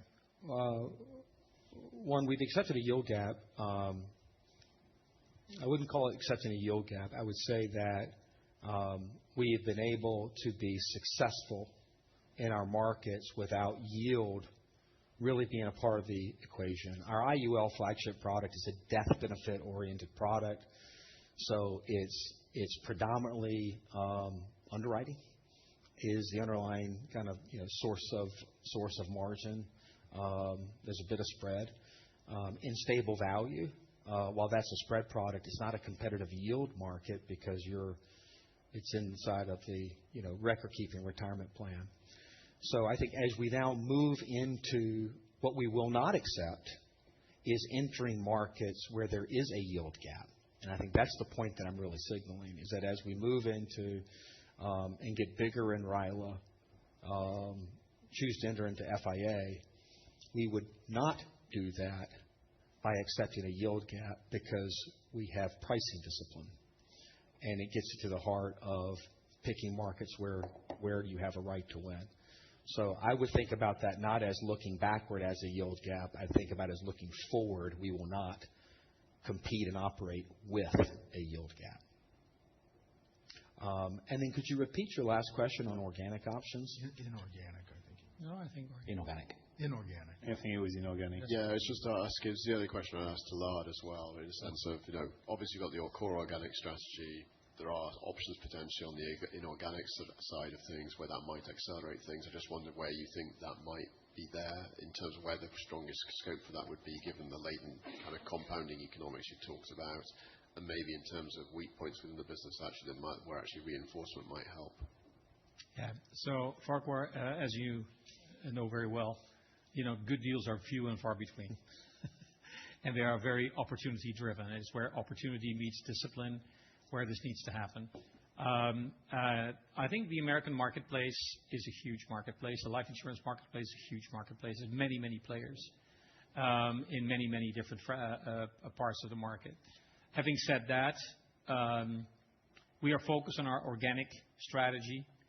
And there's a lot that Will and the team are trying to achieve, and there's a lot of focus on that. If there is an opportunity that presents itself, we'll look at it. We'll compare it. We will assess it against very strict financial and non-financial criteria. And if it all makes sense, we go after it. If it doesn't make sense, we don't. It's pretty simple. All right. You already asked 7 questions, Michael. So this is like the final question, and this would actually be the final question of this Q&A session, if that's okay. So for you on the stage,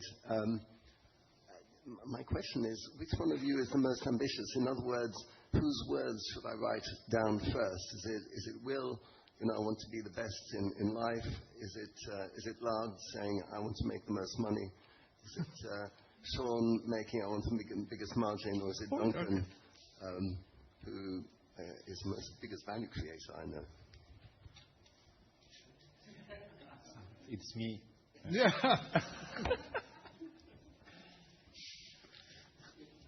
You want to do a round table about who's most ambitious? About Incentives.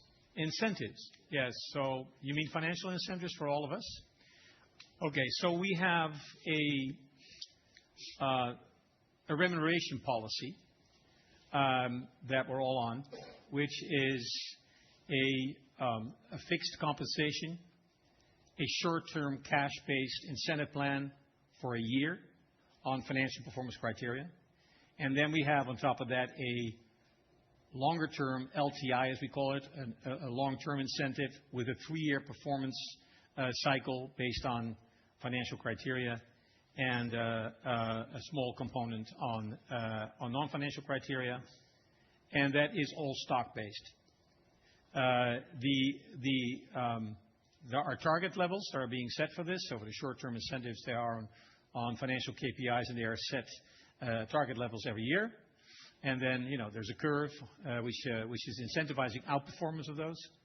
And there is for the long-term incentive, it's a 3-year horizon, a 3-year performance cycle. Also the same thing. There are target levels, but then there is a curve in which you can outperform to have the incentives in the right place. And so that's where we're actually all on. The biggest driver. So on the STI, so the short term, there are financial KPIs. They have to do with commercial targets. They have to do with free cash flow. They have to do with OCG and operating results, for instance. And when it comes to the long-term metrics, the metrics that we have published are return on regulatory capital, and the other one is a relative TSR, so relative total shareholder return measured against the peer group. All right. Okay. Thank you very much. Thank you for all your questions. Thank you for all your answers. So we're going to have drinks soon, but before this, Lard, I'll leave you to give the final words. Yes. So first of all, I would like to thank all of you for being here today and to spend time with us, and for all of you in the webcast also to have spent time with us today on this. This morning started with a long press release where we had a lot of news to share, and I'm very pleased that we were able to, in the dialogue, explore what that news really means and be able to discuss that with you. So I want to thank you very much for that. I want to leave you with a couple of thoughts. If you just take a step back, I would submit to you that the transformative nature and journey since 2020 of this group is a pretty unique journey in our industry. We've told you what we have achieved so far. We have shared plans with you of what we aim to achieve in the future. But I hope that you also have seen that we are really focused on value creation, nearly obsessed with it, and on building better businesses. And I also hope that you have seen that we're not shying away from any difficult decision.